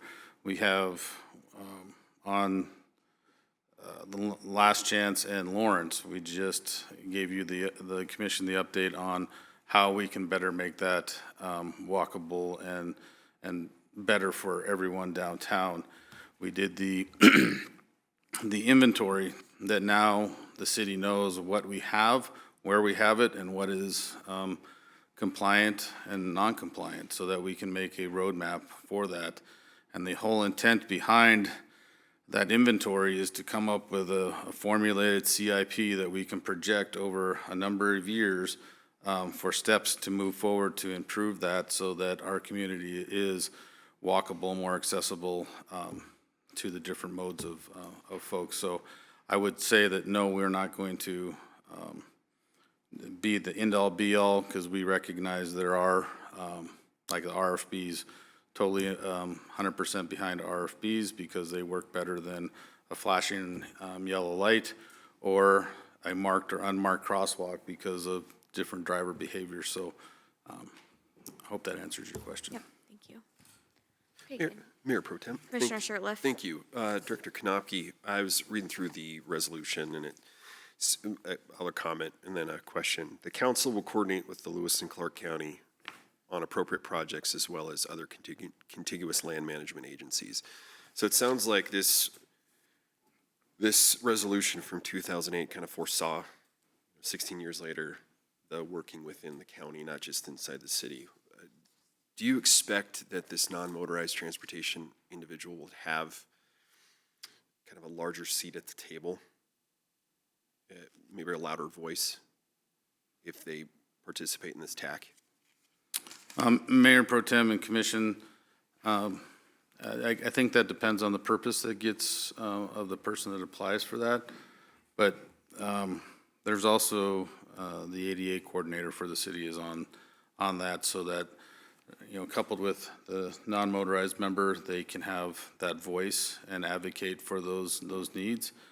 And MPOs as a whole look at multimodal transportation. That's a guideline by the federal government. So it's not vehicle-centric. It is looking at how to incorporate or separate the two, so that we're providing either a more efficient or safer model for, depending on the mode of traffic.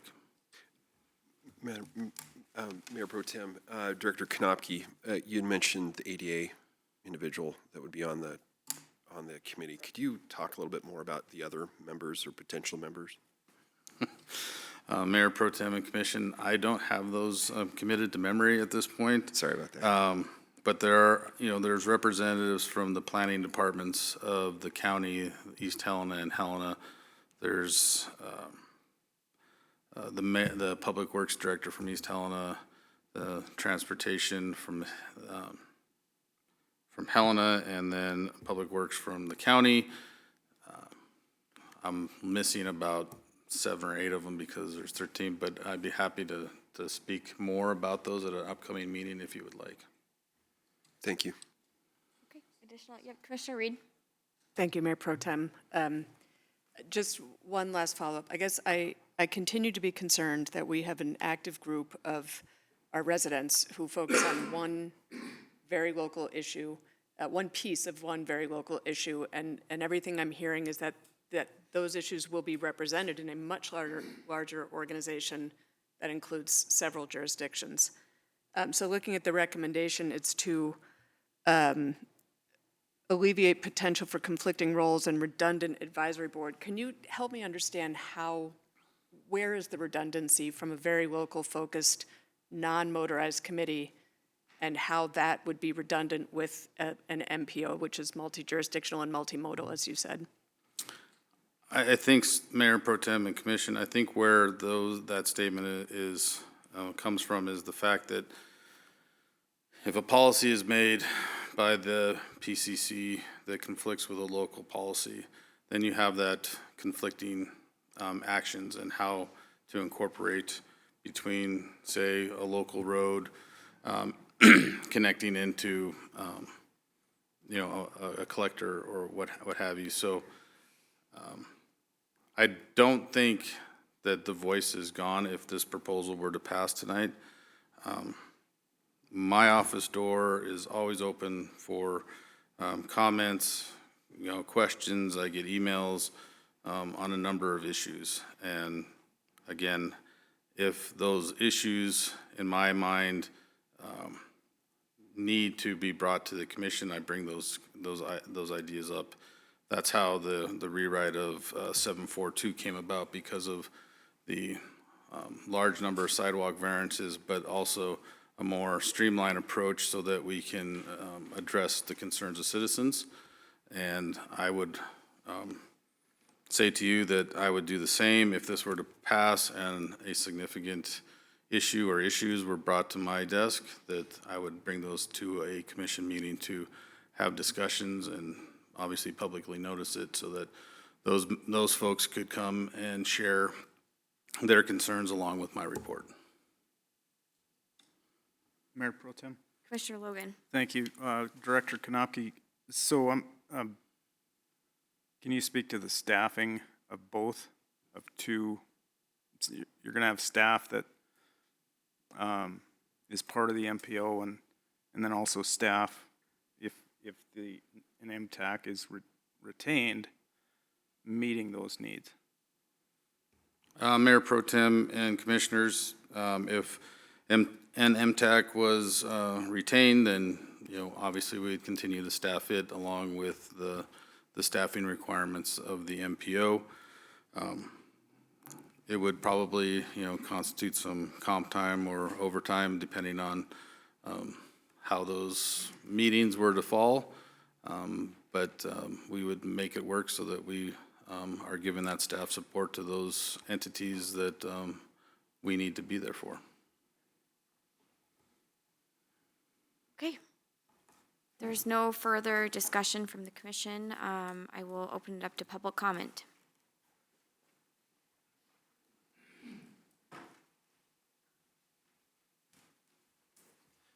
Good evening, Mayor Pro Tem, Commissioners.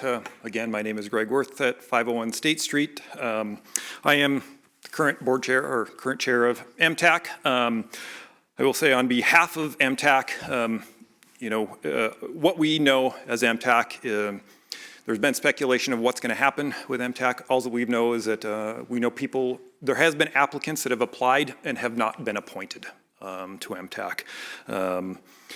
If the commission desires for certain advisement from MTAC, we'd be happy to give it to you on whether MTAC should exist or not. We just have not been asked. So if you would want to table the motion tonight, we could certainly do that, at a publicly noticed meeting. Can't speak on behalf of the council until we talk about it, but I will say that, generally we have discussed the speculation. We have a desire to be effective. We've been fully engaged in our interests, been deliberate, thoughtful in our advisement. It's usually typically been resulting from public engagement through walk audits that have been hosted by the county. They're always very informative, and we get diverse perspectives. I think the early agenda item with Benton Avenue is a prime example why MTAC is still relevant and is not outdated. People care. MTAC members care. As we move into this MPO, my understanding, it is a separate entity. It's housed at the city, but it is a separate entity. And I know we have an MPO manager.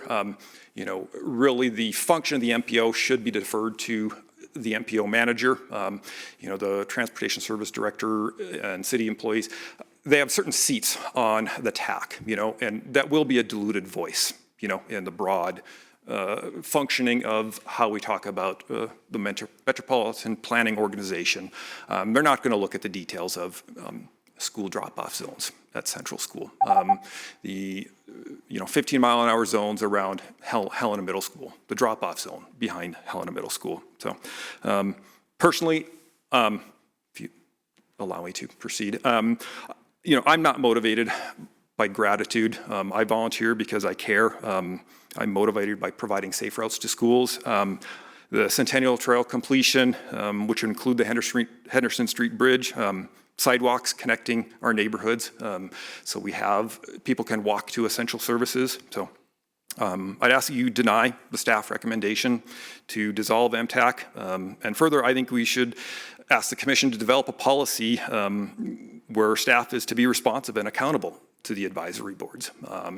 This would be similar to the community development department that we just saw this evening, where the commission has provided information from the advisory board so you can make a well-informed decision and see what other members of the public.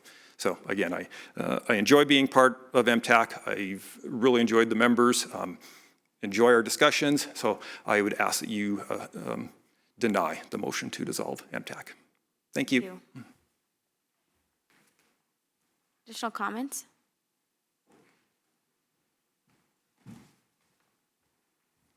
Good evening, Mayor Pro Tem and Commissioners. My name is Ben Kuiper, Chair of the HCC. I just wanted to note for the record that in our budget recommendations, we recommended against dissolving MTAC. We're concerned with the regional scope of the MPO, and we want to make sure that the local issues that are important to everyday life in Helena are preserved and given the attention that they're needed. So we would ask that you retain an MTAC. Thank you.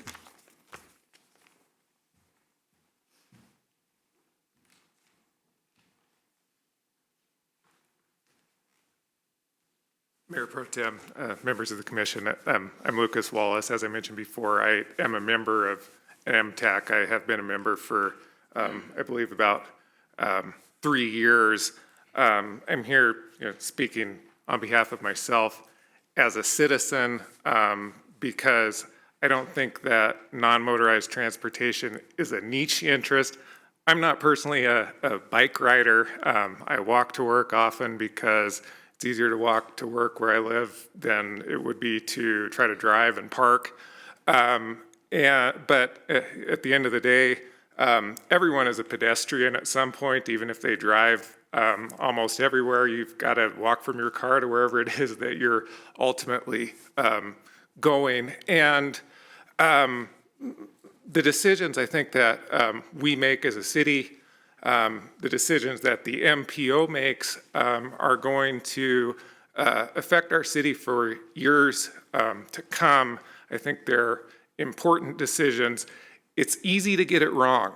There are a lot of cities who have spent a lot of money on bike paths that nobody uses and paths to nowhere.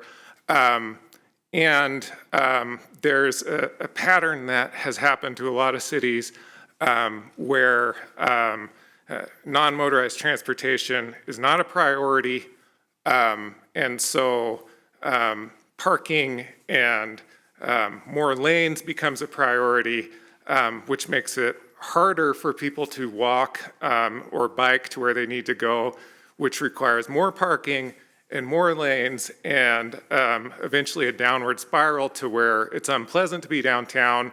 You can't find parking, and businesses move out of town. They move to the neighboring county, and suddenly your tax base collapses, your future looks pretty dismal. Mayor Pro Tem, can I have another minute? You can finish up, please. So, the bottom line is a vibrant downtown requires the ability to walk downtown. There simply is not enough real estate to put enough parking lots downtown to have a vibrant, growing, thriving community. At the end of the day, non-motorized transportation for a city and for the city of Helena is, in the city's interest and in a way that it's not necessarily completely aligned with the MPO's interest. So I do think it's a mistake to get rid of MTAC, particularly at this juncture when we don't know what the future looks like with the MPO. There is no committee at this time in place to replace it. So, eventually at some point, if it does become redundant, certainly this could always be revisited, but at this point, there is plenty to do at the city level. There's plenty to do at the local level, and there's plenty more that we can engaged volunteers at MTAC can assist with. I think it's a valuable resource that the city should value. And I think that at the end of the day, there's a responsibility for the people who are on the streets of the city. There's no balancing between a kid on a bike and a drunk driver in a car. The city needs to send the message, I think, that non-motorized transportation is a priority here. Thank you, sir.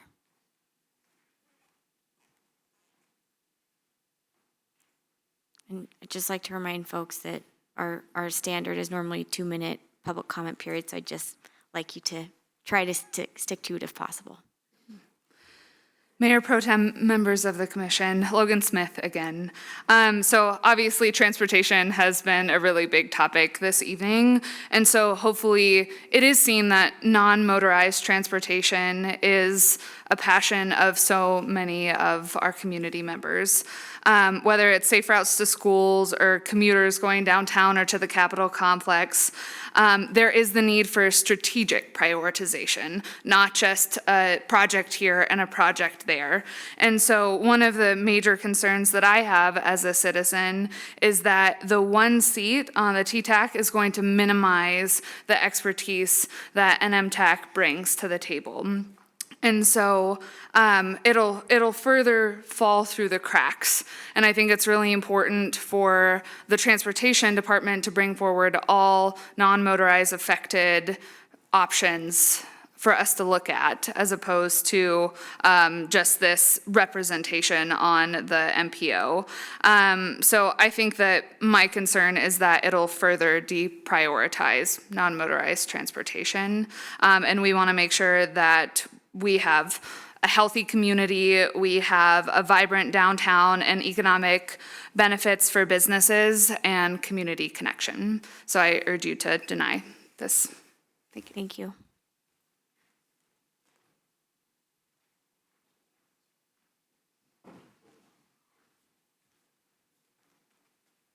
Hi, Mayor Pro Tem and Commission, my name is Bob Jones. I live at 1039 North Warren, and I'm generally here as an observer for the League of Women Voters.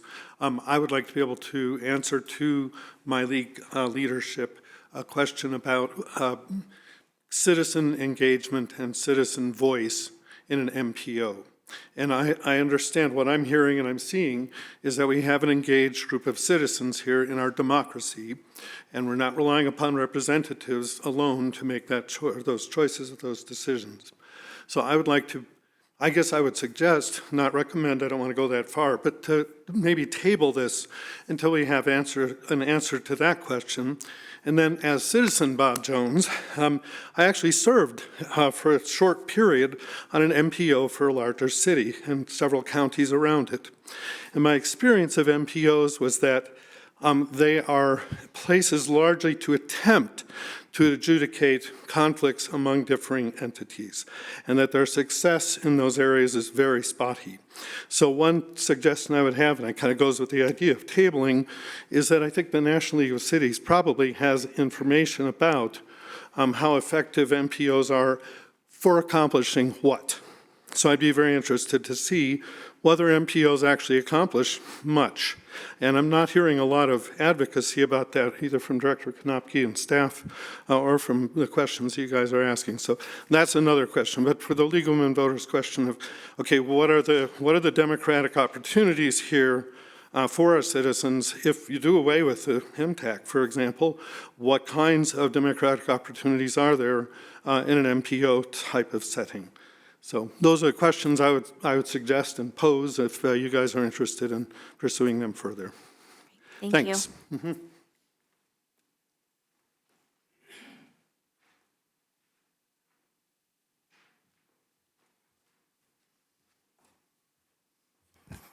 Mm-hmm. Good evening once again. My name is Diana Hammer. I'm here representing myself. I live at 30 South Harrison.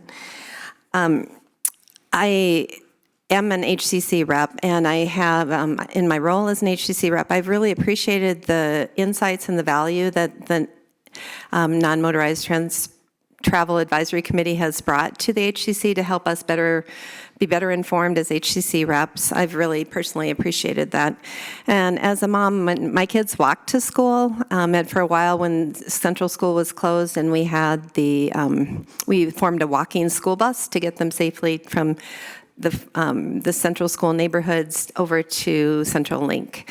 And we see so many people biking. We have a very bike friendly, or a bike interested community. Could certainly be more bike friendly, and we have a lot of pedestrians, a lot of bikers in our community. And HCC, I'll just mention that HCC's top priority that we all agreed on is safe routes to schools, and a more bikeable, walkable community was also a high priority. And so as an individual representative, that's also important to me. And so having an MTAC representative on a committee of a 13-member organization of the MPO representing not only the city, but the county and East Helena, I think really dilutes the information that advisory board could provide you as the commission and us as city residents to better create a more walkable, bikeable community. So I'm worried about diluting that voice and not providing the information we need to make good decisions for our community. So with that, I would urge you at a minimum to table this recommendation to dissolve the MTAC and see how the MPO plays out, at least see how that's working, and ideally to retain the MTAC, because I do think they provide value advice and recommendations to you as a commission and us as a city. Thank you. Thank you, ma'am. Madam Clerk, is there any public comment? Oh, looks like we have one more in the room, and then we'll move to online. Madam Pro Tem, Commissioners. My name is Ann Houserath, 911 9th Avenue. I'm curious about the timing of this resolution, because we currently have a functioning citizen volunteer committee. I haven't heard any criticism of their work, nor have I heard that we can declare victory and the job is done. As you know, as I said at the admin meeting, I served on the policy committee for an MPO in Boise. And my recommendation is that there will not be redundancy, that the MTAC will be needed. But I don't expect you to take the word of somebody who's just been here for 2 years. That isn't how a body should make decisions. I was in your position on the Boise City Council, and I always wanted to have data. And there were times when I couldn't have enough data to make a decision. But there is absolutely no hurry here. We're not asking you to do something radical. We're asking you to continue a committee that's been serving the city for 16 years. It doesn't cost very much money. If it's the staff time, let's work that one out. But right now, we have no idea, absolutely no idea how in the city of Helena, in this MPO, how it's going to work out. One representative, maybe there'll be more committees. But right now you have a group of people who are willing to help make the city more sustainable, safer. They work, they go to the doctors, they go to the dentist, they take their kids, they go to the library, all not using their cars. This is expertise that's free to us. So I urge you, table this, defer it, give it some time. It's costing you almost no money to keep this group here, and acting in haste, we could repent at leisure. Thank you. Okay, Madam Clerk, online comments, please.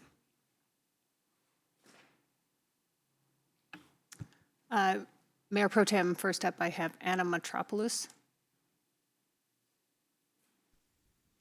Please go ahead. Can you guys hear me? Yes. Okay, I'm on my partner's computer. My name is Corey Mitchell, and I find issue with dissolving MTAC as a professional. I find it irresponsible to disband this resolution due to impacts on public health. I work as an air quality specialist, and I think they do good work in mitigating strategies for downtown areas and helping keep criteria pollutants out of those downtown areas with these strategies like NOx or other volatile organic compounds that come from vehicle exhaust, and how that's going to play into the health mostly impacted by children in Helena and our community. And on a personal appeal, I just think that people, when they visit Helena, they talk about, the walking mall and those important areas where they're going to spend money and hopefully stimulate Helena's economy. People aren't talking about Custer and the time they spent there while they're in town. And that's all I have for you. Thank you, sir.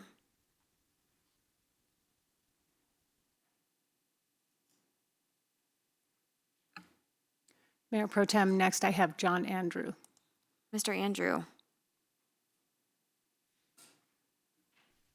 Mayor Pro Tem and City Commissioners, as a current Helena Citizens Council member and former MTAC member from 2017 to 2020, I know the professional work that this group does, and it's also an enormous voice for the city. I think tabling it might be an option, but I would really support the continuation of MTAC. Thank you very much. Thank you, Mr. Andrew. Okay. If there's no further public comment, additional questions or comments from the commission?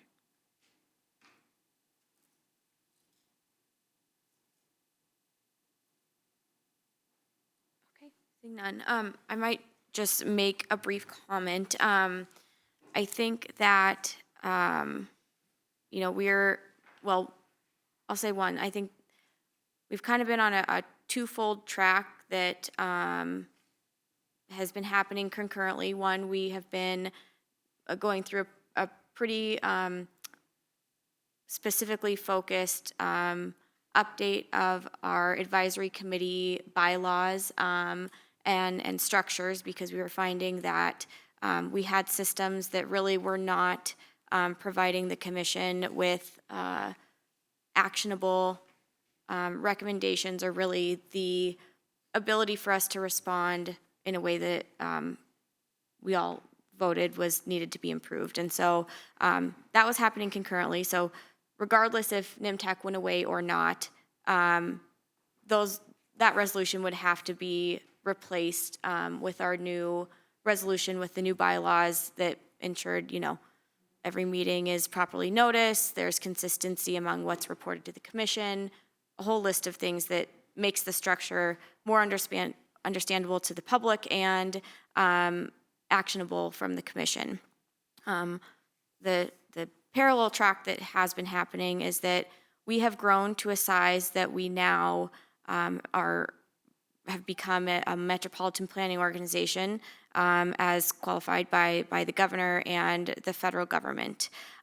With that, and I think I don't want this to get lost in the conversation tonight, there are so many new opportunities that we will get to pursue because we are an MPO. One of those, an example that I actually was just thinking about, was that we had previously applied for a Safe Streets for All grant to make multimodal transportation on Custer better for our community.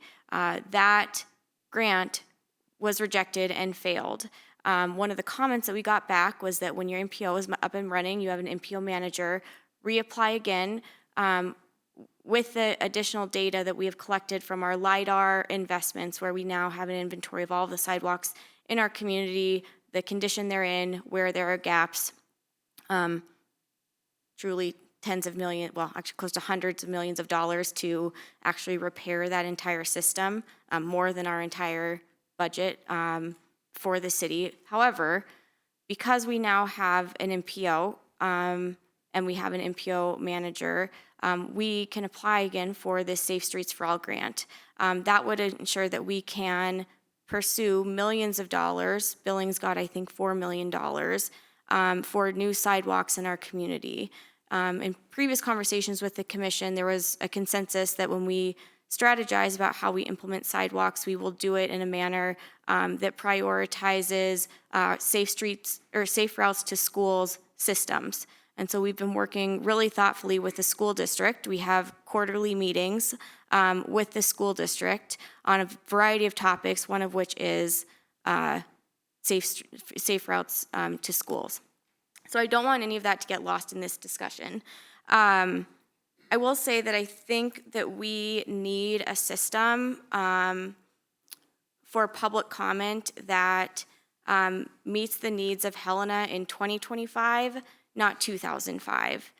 We're undergoing a whole lot of changes in our community, and this is not just in transportation, but it's also in community development. So for example, we have had to move from our zoning commission and our city county planning board that I think all of the planning board members would have the same exact responses that we've heard tonight from NIMTEC members.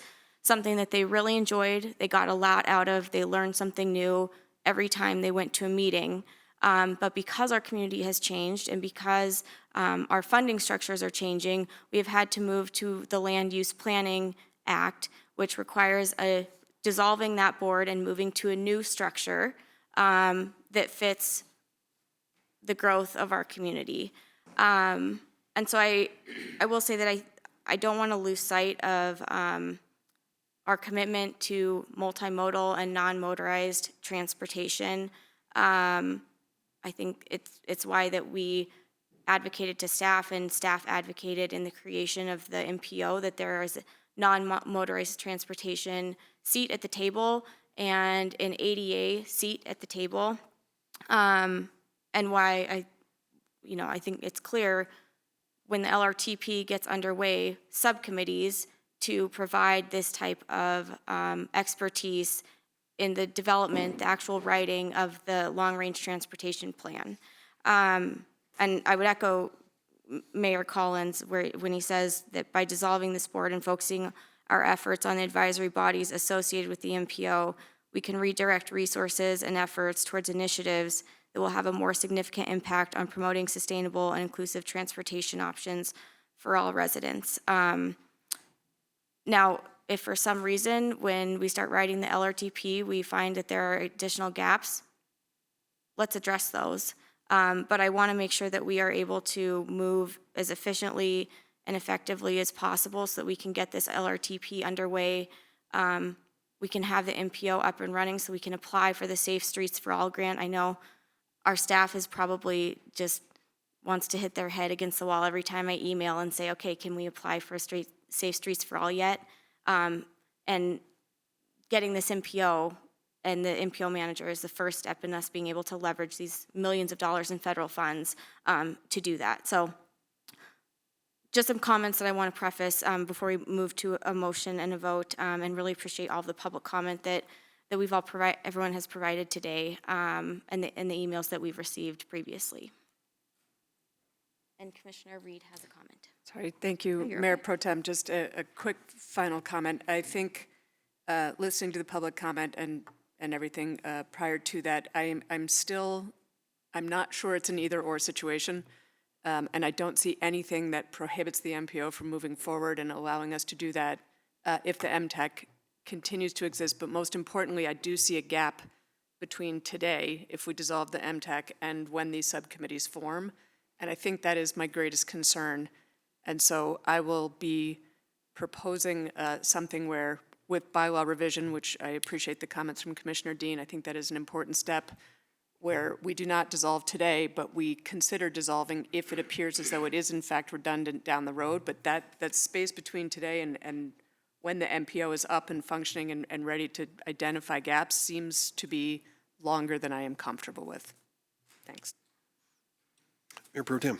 Commissioner Shurtleff. Thank you. I appreciate the passion, the commitment, and the work the Non-Motorized Transportation Advisory Committee has provided the city over the last 16 years, from their walk audits to their championing of the safe routes to schools. I appreciate the comments and concerns said here tonight, specifically the need for local voices and participation. One of the comments tonight really reminded me of why, or one of the things I said during my interview to get this spot right here. on the commission, was that it reminded me of my priorities. It was our people, our places, and our prosperity. You know, I support keeping NEMTech until we can understand what the new MPO will do and what its focus is and its priorities are in the new metropolitan planning area. I think we need to understand it first before we let go of one branch before grabbing another. I think is important for us to consider having that local voice of our people at the table to make sure we have people that remind us every day that we have to have safe routes to schools, because I've seen people try to cross Lindale, I've seen people try to cross Montana, and the people who remind us of that every single day is the NEMTech. I've participated in their meetings, but I think we need to take a longer look at what it's going to be before we say goodbye. Thank you.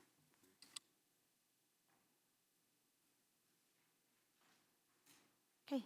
Seeing Mayor Pro Tem. Commissioner Logan. Just another comment.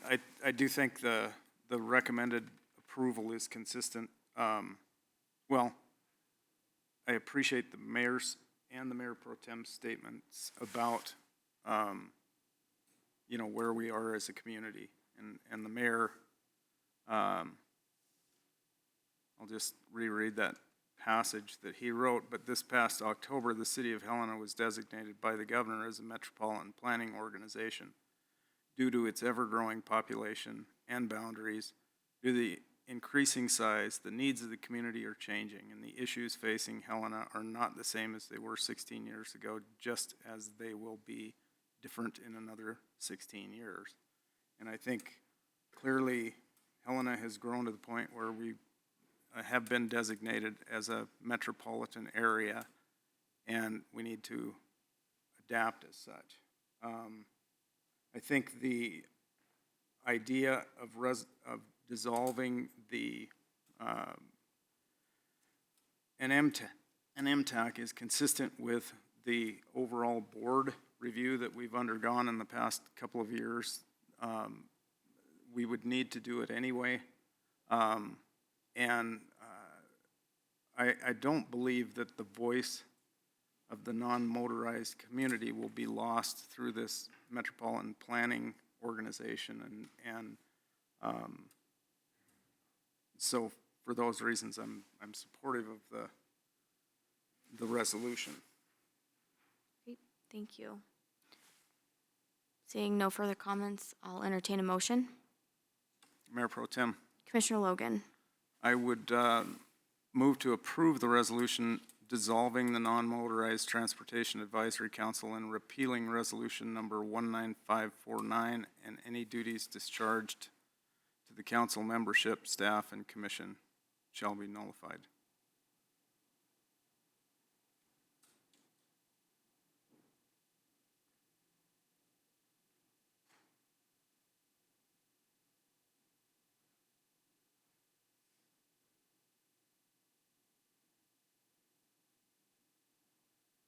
Okay, seeing no second, the motion fails. Is there a motion on the table? Or Mayor Pro Tem. Commissioner Reed?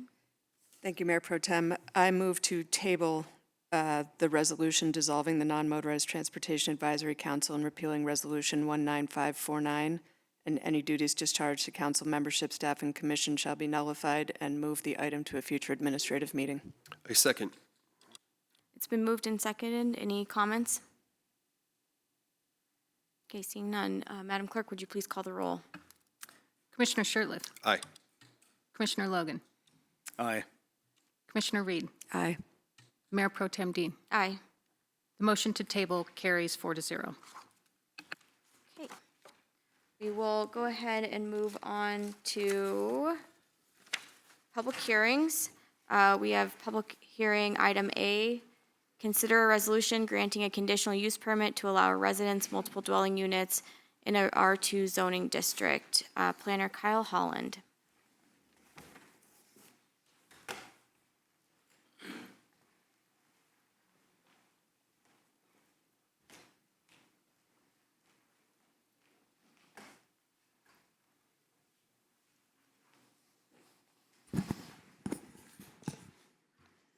Thank you. Thank you, Mayor Pro Tem and Commissioners. Tonight, I have a conditional use permit for residence multiple dwelling units use at 1201 Wilder Avenue. This would be a resolution granting a conditional use permit to allow residents multiple dwelling use in an R2 zoning district for the property legally described as lots 15 and 16 in block 97 of the Ming addition to the city of Helena, Lewis and Clark County, Montana. This property is generally located on the southwest corner of Cleveland Street and Wilder Avenue. The current land use is residence single dwelling unit. The existing house will remain as is with the addition of a new duplex. The new duplex will be constructed on the north portion of the property. Sidewalks will be installed along the Cleveland Street frontage, and this project meets the district dimensional standards for the district. Multiple dwelling units residence is any building or property containing 3 or more dwelling units for occupancy by 3 or more groups of individuals. The R2 residential district provide for residential dwellings and very limited non-residential developments. And again, our growth policy designates this area as mixed use, places where people can work, live, play, and learn. Here's the proposed site plan. The existing house will remain as is. New off-street parking will be added off the alley to the west of the existing house. The new duplex will be constructed on the north side of the property. This will be a 2-story structure. Each unit will have a garage and off-street parking and a driveway with 1 shared curb cut. A new sidewalk and boulevard will be installed along Cleveland, and the lot coverage is 39.9%, which is just under the maximum of 40% for the zoning district. Here's the proposed elevations of the building.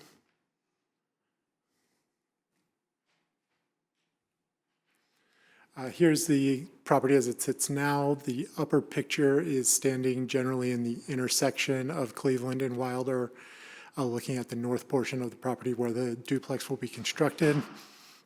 The picture on the bottom is from the alleyway showing the existing house and where the off-street parking will be on the kind of left side of the existing house. The neighborhood around is generally early 1900s houses, most typically single story. There are a few 2-story houses, but they're limited in scale. There is 1 triplex in the 1300 block of Wilder, 1 block to the west. There are 3 duplexes in the 1100 block of Wilder, 1 block to the east. You can see the duplexes are all kind of typical of single dwelling units converted, and the triplex appears to have been built for that purpose, looking at building permits. Here is the plat. Conditional use permit review criteria. A conditional use permit may be granted by the City Commission only upon finding, supported by substantial credible evidence in the record, that the following standards are met. The proposed conditional use as conditioned will not adversely impact public health, safety, or general welfare, and the proposed conditional use as conditioned will not impact the peaceful use of existing property or improvements in the vicinity. In considering whether these standards are met, the following factors must be considered in determining the impacts of the proposed conditional use.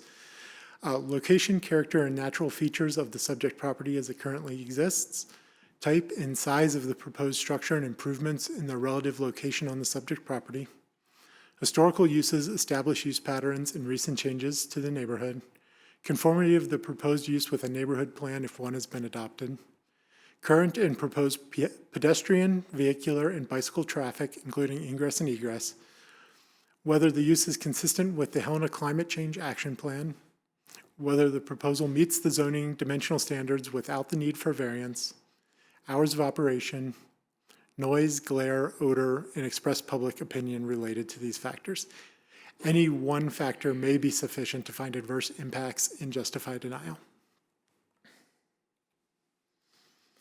Findings, as stated, the existing structure and many of the surrounding properties date to the early 1900s.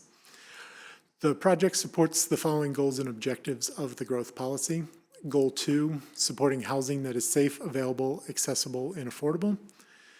It does that by objective 14, supporting the development of housing located in proximity to necessary services and quality of life assets. In goal 10, plan for and establish types and quantities of land uses in Helena supporting community needs.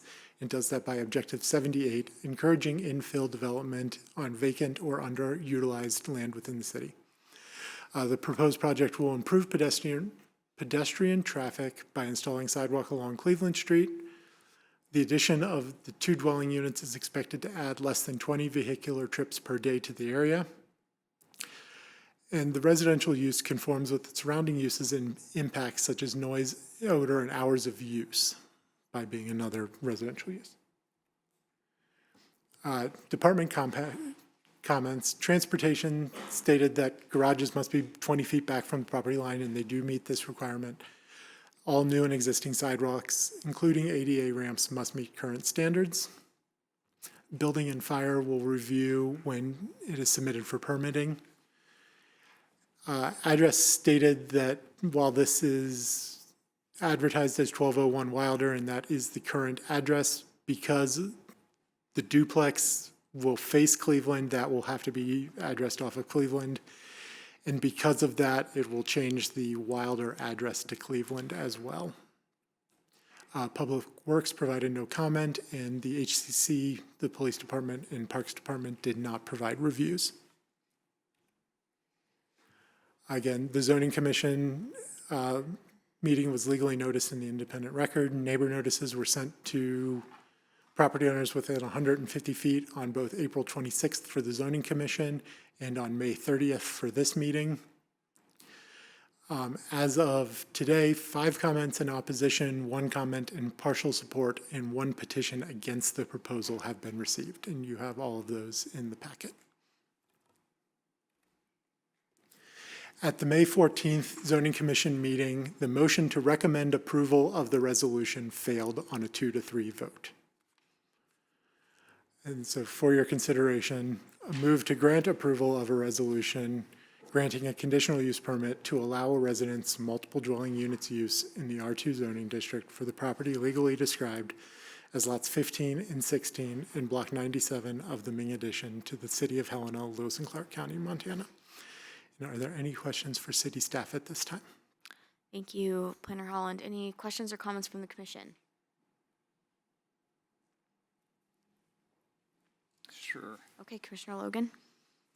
Mr. Holland, can you talk a little bit about the zoning commission meeting and kind of how the discussion went? Yes, Mayor Pro Tem and Commissioners. At the Zoning Commission meeting, several neighbors came to also speak in opposition.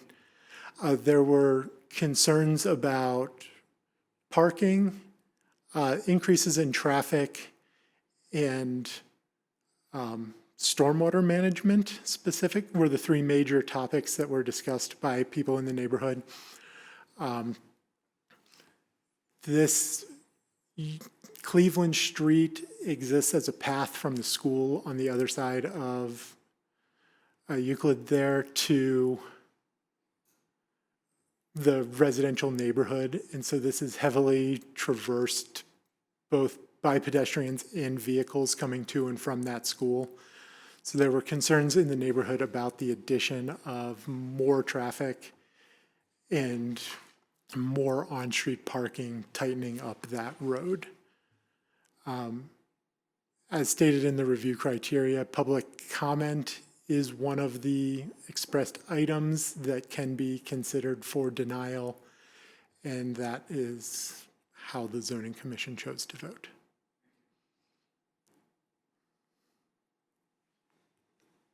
Any other comments? Mayor Pro Tem. Commissioner Shurtleff. Thank you.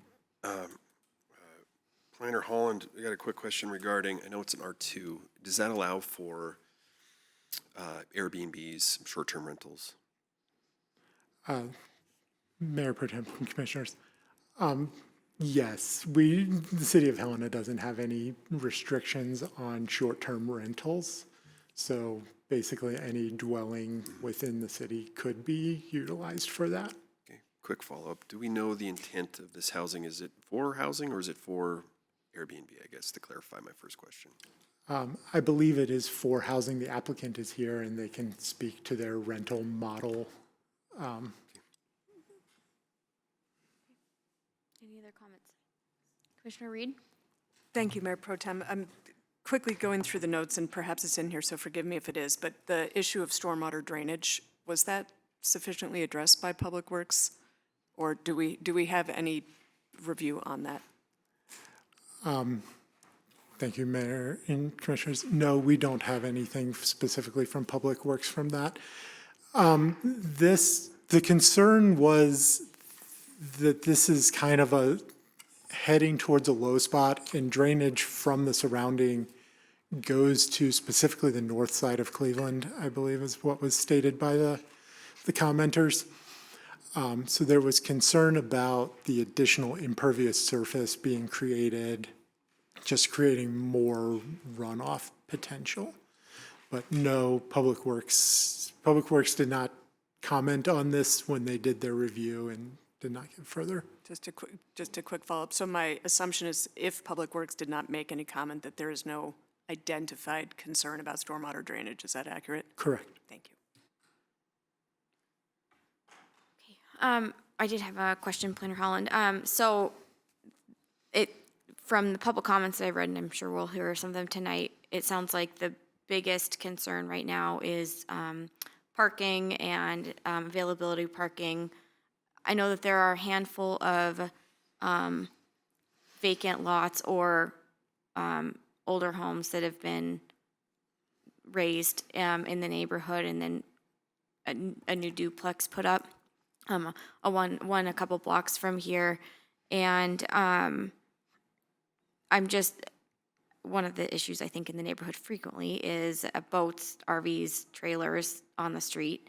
Was there any thought about including a condition to prevent that type of usage of parking in the CUP? Thank you, Mayor Pro Tem and Commissioners. No, that was not discussed as a condition. Okay, thanks. All right, any other comments before we open it for public comment? All right, we'll entertain public comment. Thank you.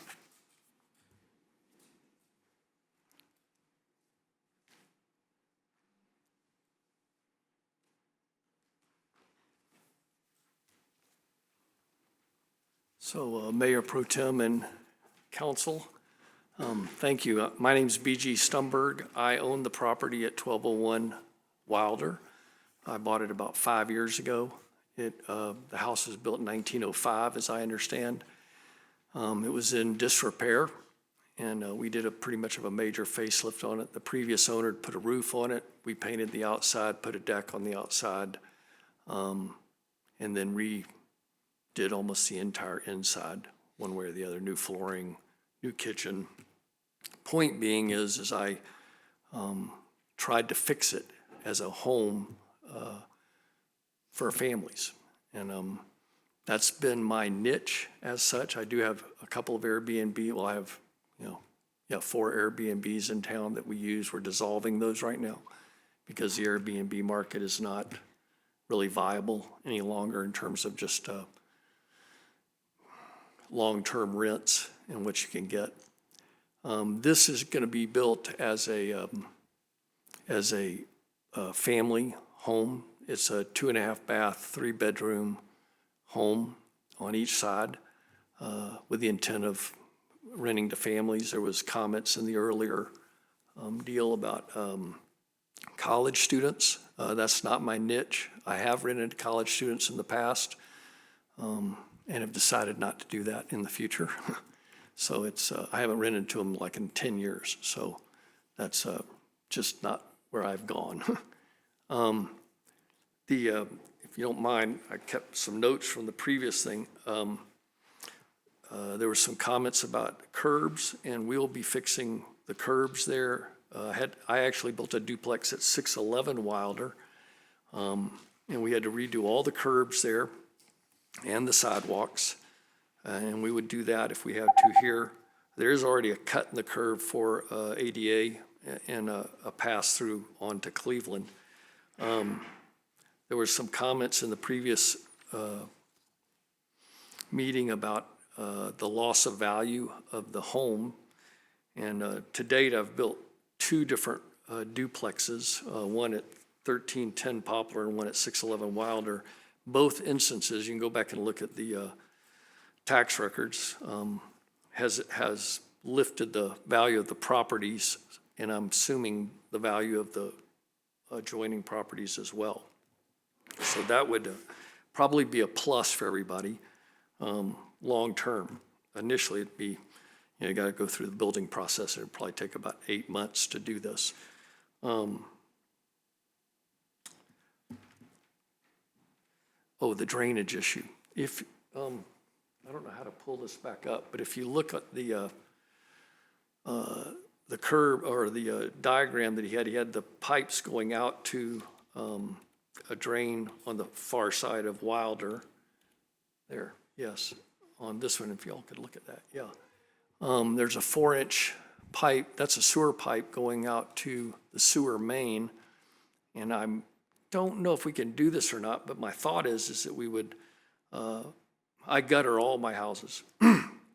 So we would gutter it and then have the drains go down into that for excessive, drain water off the roof, which will alleviate a whole lot of that. I don't know if we can do that. There's also on the corner there, at the corner of Wilder and Cleveland, if I'm not mistaken, there's a drain there that goes down into the city drain area there.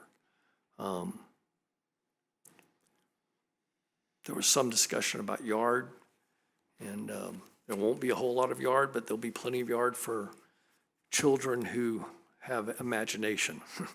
And I have my grandkids with me right now, and they can think of a million different ways to play. So I'm not real concerned about that.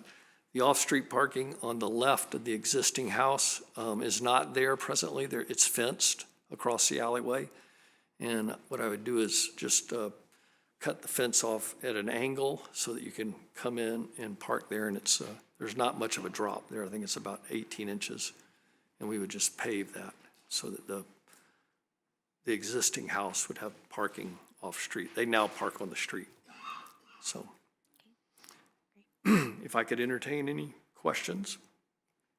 We'll keep going with public comment, and then if the commission has additional questions, we'll come back. Okay. Great. Thank you very sir. much.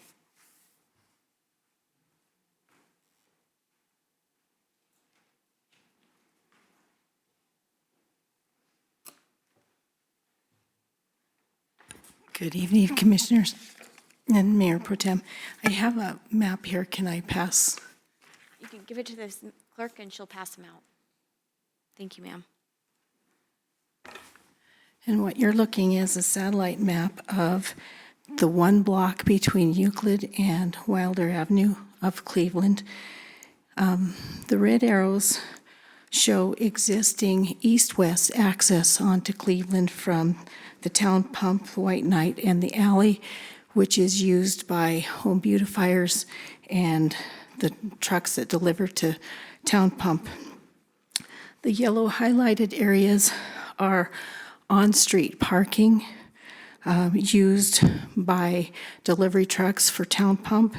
And when the White Knight has their events, that area is used for parking, which basically narrows the road to one lane.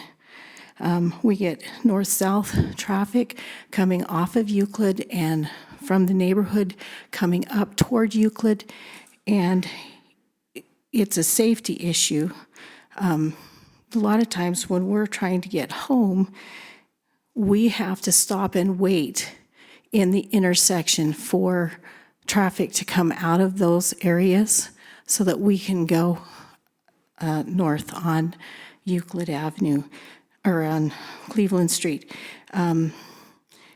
Also during the school hours, when people are trying to get their kids to C.R. Anderson School, that traffic is backed up for blocks. So that shows the congestion there.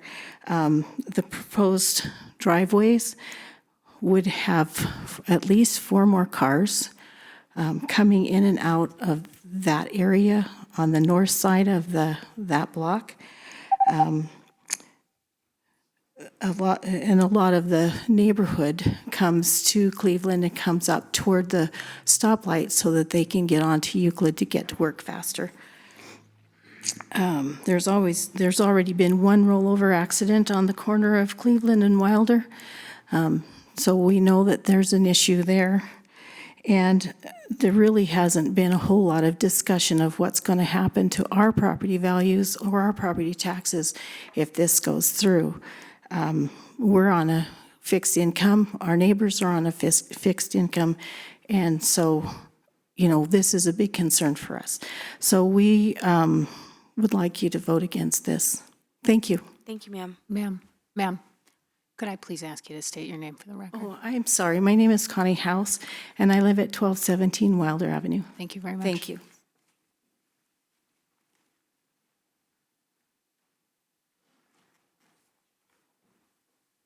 Mayor Pro Tem and Commissioners, my name is Barbara Belt, and my husband and I own the property that is adjacent to the 1201 property. We share a fence between the two properties.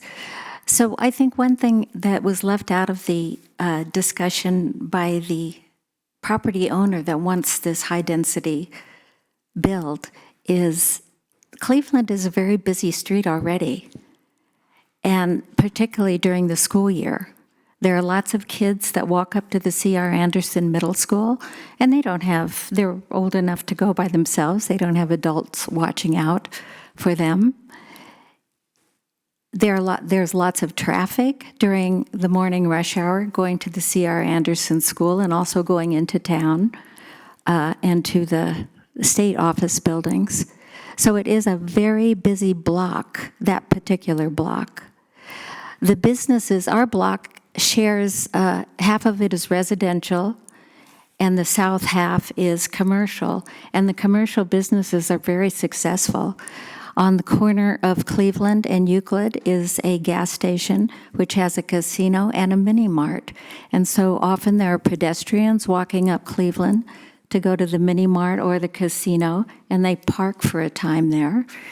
And the gaming on the other side of Cleveland, when they have their event nights, they park on Cleveland, and there's one-lane traffic basically going up to the light.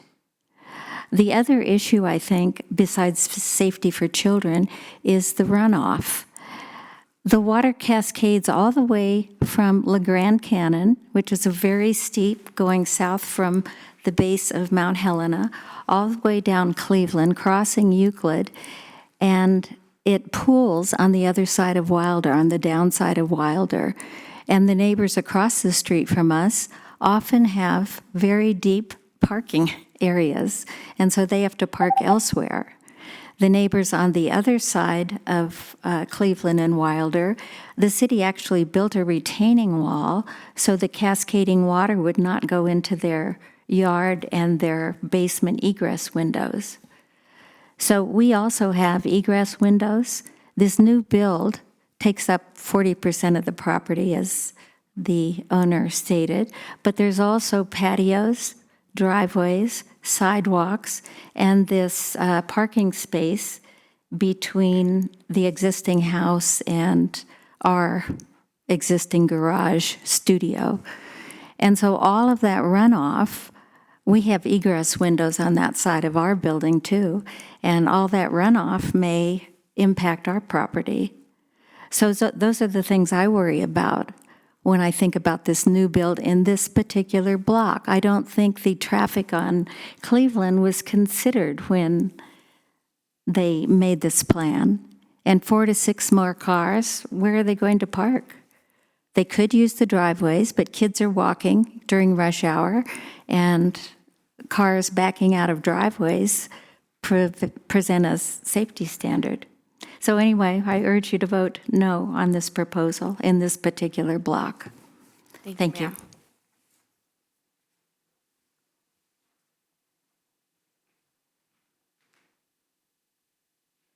Okay. Madam Clerk, any additional public comment? Mayor Pro Tem, I have no public comment online. Great. Any additional comments or questions from the commission? I did have one question, and don't know if this is for Planner Holland or Deputy Director Coleman, but I'm wondering on the water issues or potential issues, drainage issues. Should this CUP get approved, when they go to submit building permits and the rest, do additional steps occur to review these type of drainage issues?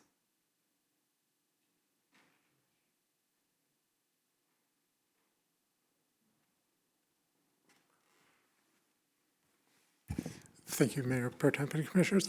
Yes, during the building permit review process, Public Works would get a review. I'm obviously not the stormwater expert here, but my understanding is that stormwater created on the property has to be maintained within the property is the city code standard. Okay. And then that's helpful. And then is there availability to include a condition to not allow trailers, boats, accessory vehicles? I know that we don't allow them in the winter time, so I think it's like October 1 to April 1st or something, but is there the availability for us to create a condition that they cannot park those with this unit? Mayor Pro Tem, your findings are, as Planner Holland put up on the board, and you might have before you, have to be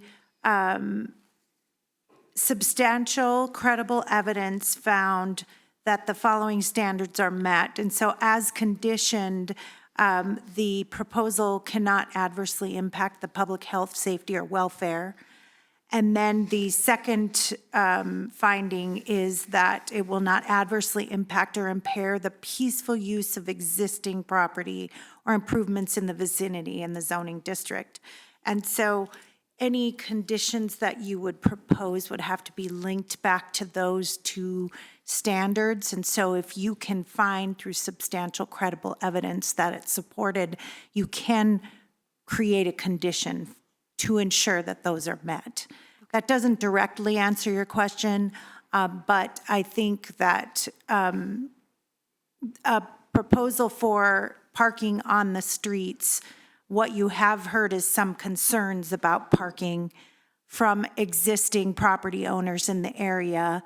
And if that met substantial credible evidence, it would be an allowable condition. Okay, and I guess a follow-up question then for the city attorney. Would you recommend that I think that there is enough concern, and given the traffic patterns of the area, a lot of uncontrolled intersections, I think there's an argument to be made about impact to the public safety and general welfare of the area, with additional congestion of parking. And so I guess, is that something that we could request that the Community Development Department maybe develop language to address, or is that something you'd prefer we happen now at a commission level? Mayor Pro Tem, I think if you want, there's a question about enforceability in the first place, and so you put a condition on a conditional use permit, and it creates an enforceability issue. That being said, I do think that if you want it enforced, the way to ensure that it's enforced is to include it as a condition on the conditional use permit. And that would be the best way to ensure that. I do think it creates an enforcement issue and could actually, the violation of which could actually put their conditional use permit in jeopardy as being non-conforming. So that's just a reality of any conditions on a conditional use permit. Okay, thanks. Can I speak to this? I guess I defer to the city attorney, or can we open back up for the Mayor Pro Tem, the public comments have been concluded. I guess what I might do is I'll refer my question to the applicant. You, sir, are the applicant, and so you can address my question. I have a very extensive, almost 20 pages of a lease. And in that, we don't allow junk vehicles or anything like that. We can put into the lease that they can't park on the street. That's no problem. And we also can put in the lease no boats, no trailers or whatever. Plenty of people use storage facilities for those kind of things. So that's not an issue, at least in my mind. Okay. We could also put on the lease that they can park on the Wilder side if they park out on the street as opposed to the Cleveland side. You know, that's all directive in terms of me being the landlord and them being a part of or using the duplex. And then the issue with the water, I don't want to flood anybody. So at our expense, we would dig a French drain between the two houses and empty it out down towards the street somewhere. It'd have to empty down there one way or the other. I don't know exactly how the lot slants towards Wilder. So that wouldn't be a problem, particularly in the construction phase, to put that in. So if I can answer any other questions. Any other comments from the commission? Mayor Pro Tem, I've got a question for Planner Holland. Planner Holland? Thank you.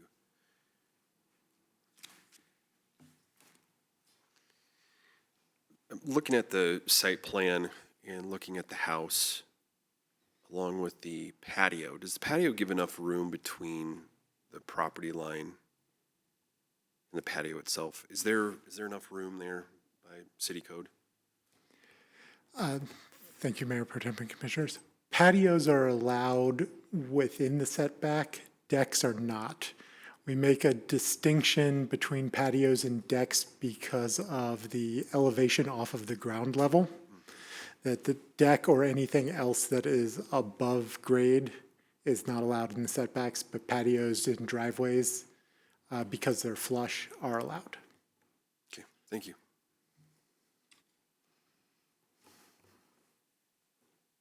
Okay. Seeing no other comments, I will note I am chairing, so I cannot make a motion or a motion to amend. And so I would urge my colleagues to maybe consider some thoughts about adding a condition about any additional vehicles or boats, trailers, etc., parking on the street. Mayor Pro Tem, could I ask one last question with regard to that? Sure. What is our ability to influence or address or condition parking on the street, if any? Mayor Pro Tem, I would just refer, Commissioner Reed.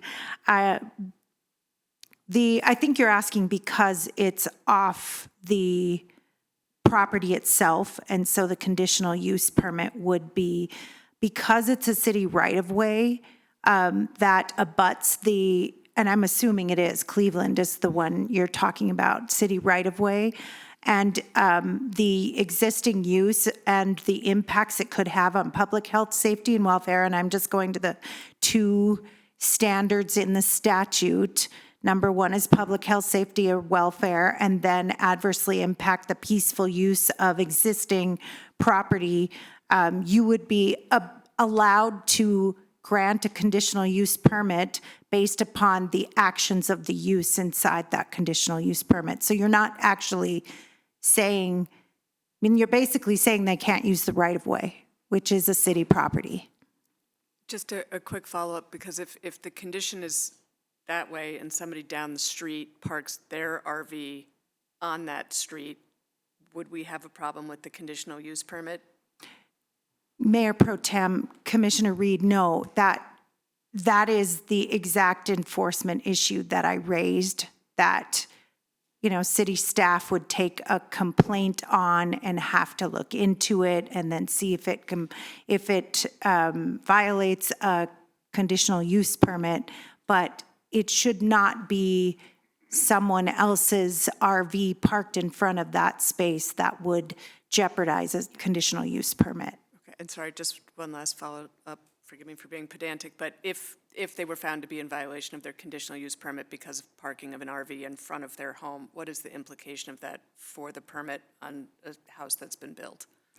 Then it becomes non-conforming, and I would defer to Planner Holland if indeed you want to know what the process is for what happens with non-conforming.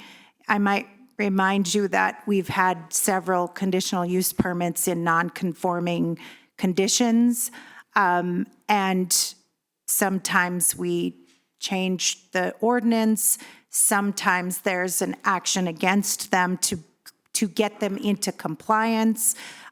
There is many options for how to do it, but it does create an action on behalf of the city for how to address it. And I might just add really briefly, we had an example in my neighborhood where there was a trailer that was blocking the triangle of view. And we actually have on the My Helena app, there is an option to report parking code violations. And so that is code enforcement then steps in and reviews the situation. Commissioner Shurtleff. Thank you, Mayor Pro Tem. I got just one last question. To your point, City Attorney, I'm not sure who to address this to, whether it's you, Planner, or Director Konopke.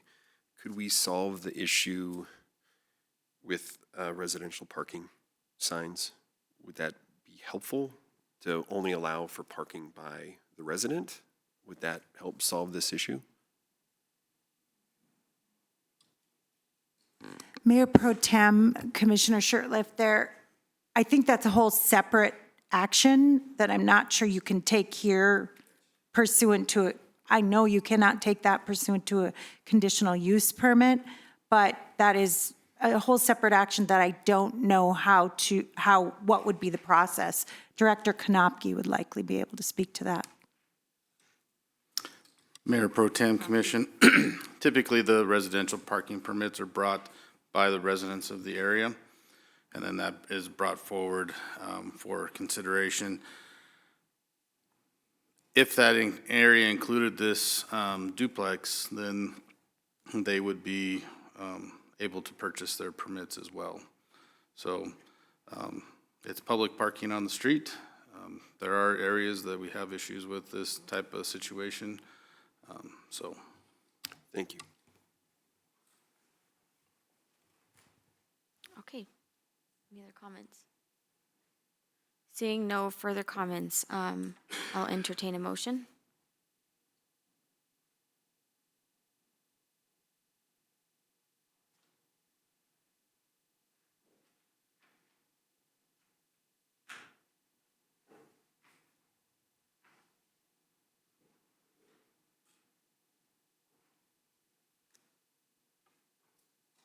Mayor Pro Tem. Commissioner Logan. I would move to approve a resolution granting a conditional use permit to allow residents multiple dwelling units use in a R2 zoning district for the property legally described as lots 15 and 16 in block 97 of the Ming addition to the city of Helena, Lewis and Clark County, Montana. Second. It's been moved and seconded. Any final comments? Okay, Madam Clerk, would you please call the roll? Commissioner Shertliff. Aye. Commissioner Logan. Aye. Commissioner Reed. Aye. Mayor Pro Tem. No. The motion carries 3-1. Okay. Move on to our final items. Consider a resolution approving the work plan and budget for the Business Improvement District and levying an assessment on all properties within the district for fiscal year 2025. Thank you, Director Danielson, for your patience. Good evening again, Mayor Pro Tem and Commission. Tonight we have the resolution to adopt the BID work plan and assessment and their budget for the next fiscal year. The representative Megan Helton from the BID presented to the Commission on May 29th their budget and work plan, and then on June 3rd, the Commission passed a resolution of intention. Tonight, we're here to finalize this and I'm asking the Commission, or recommending the Commission move to approve the work plan and budget for fiscal 23 for the Business Improvement District. Great. Any questions or comments from the Commission? Okay, is there any public comment on this item?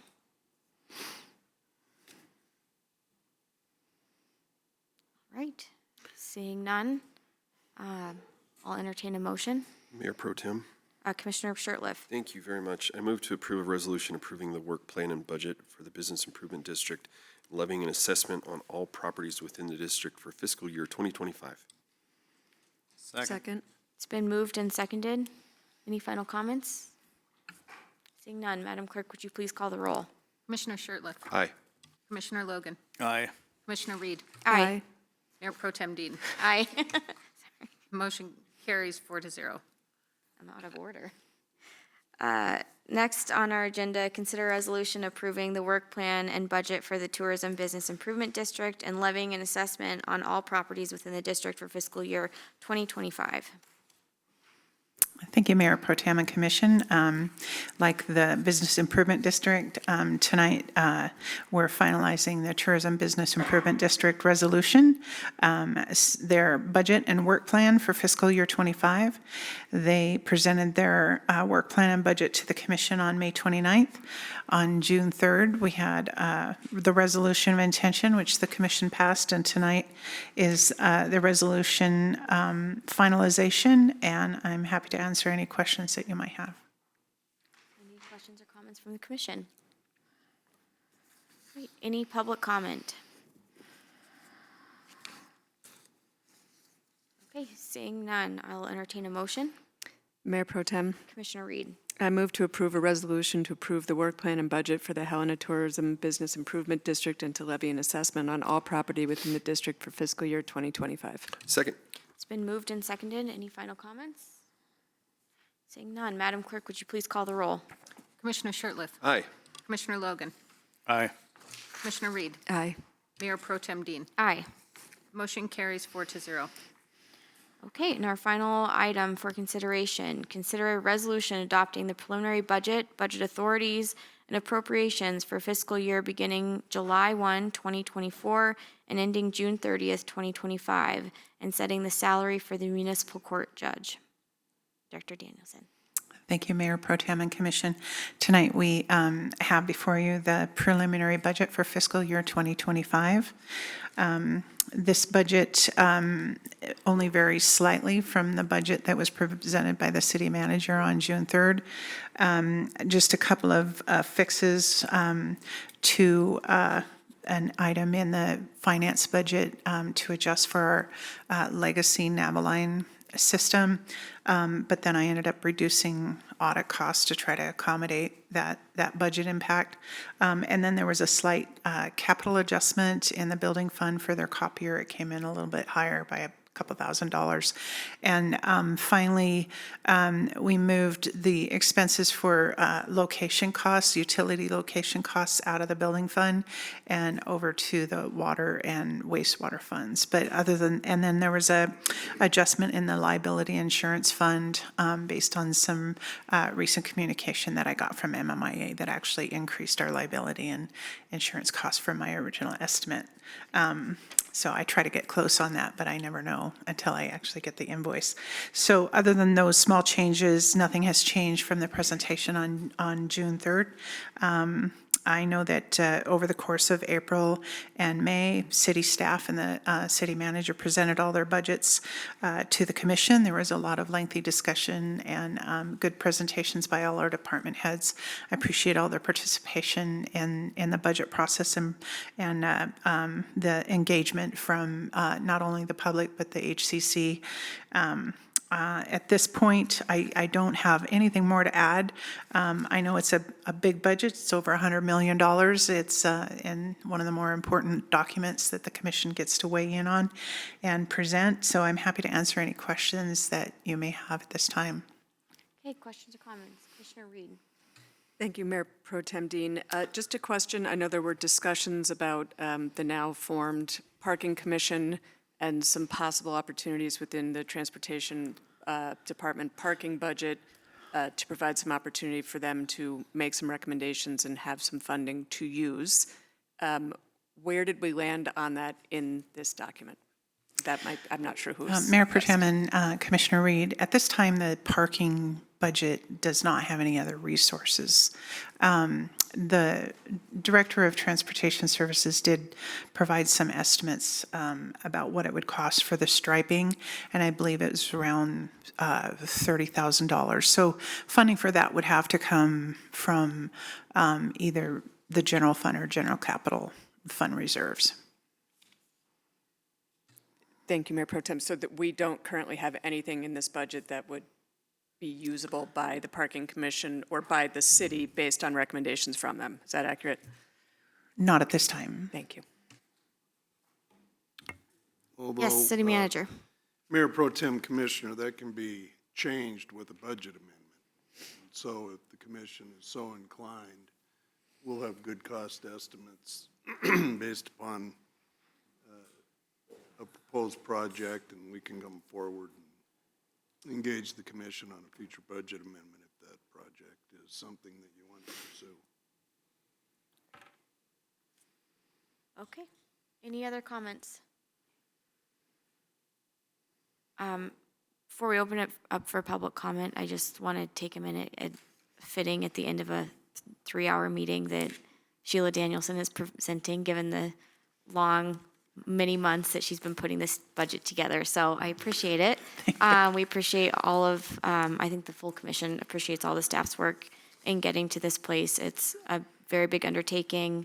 I think given our current realities in our general fund and budgets being limited by half the rate of inflation averaged over 3 years, and increasing costs, we have done a fairly good job, at keeping our services at a quality level and also making some headway and progress on our capital improvement projects. We're still investing in things like sustainable energy and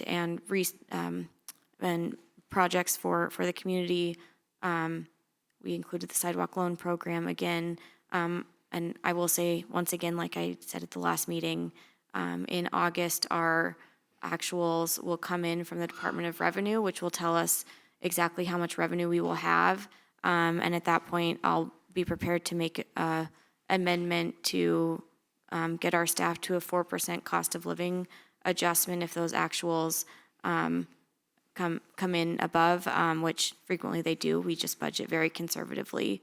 I think that ensuring that we have high-quality staff to keep city services running and meeting the public's needs is critically important, and I don't want us to fall behind after all the work we've done to make up the difference in the last 2 or 3 years. So really appreciate all the work, and we will, after this tonight, we'll have the final budget resolution in September when our actuals come in. So for the public, stay tuned as we move through the rest of this process.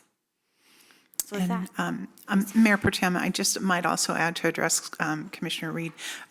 Once we get the estimates for that parking project, we can bring it to an administrative meeting for the commission to consider, and then have that information to, if the commission desires, adapt the final budget for that project. Great, thank you. Any public comment?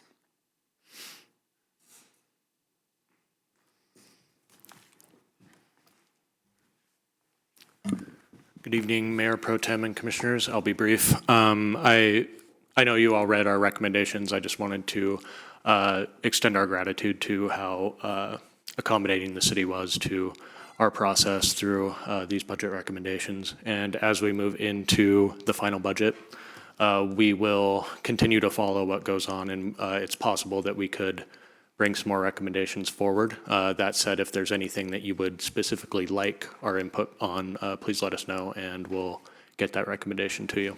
So unless there's any direct questions about our recommendations, I'll yield.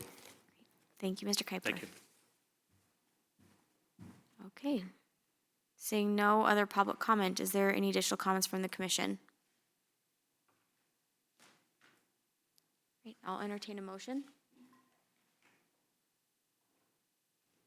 Mayor Pro Tem, Commissioner Reed. I move to adopt a resolution adopting, sorry, I don't have the right language, adopting the preliminary budget authorities and appropriations for the fiscal year beginning July 1, 2024 and ending June 30, 2025, and setting the salary for the municipal court judge. Second. It's been moved and seconded. Any final comments? Seeing none, Madam Clerk, would you please call the roll? Commissioner Shertliff. Aye. Commissioner Logan. Aye. Commissioner Reed. Aye. Mayor Pro Tem Dean. Aye.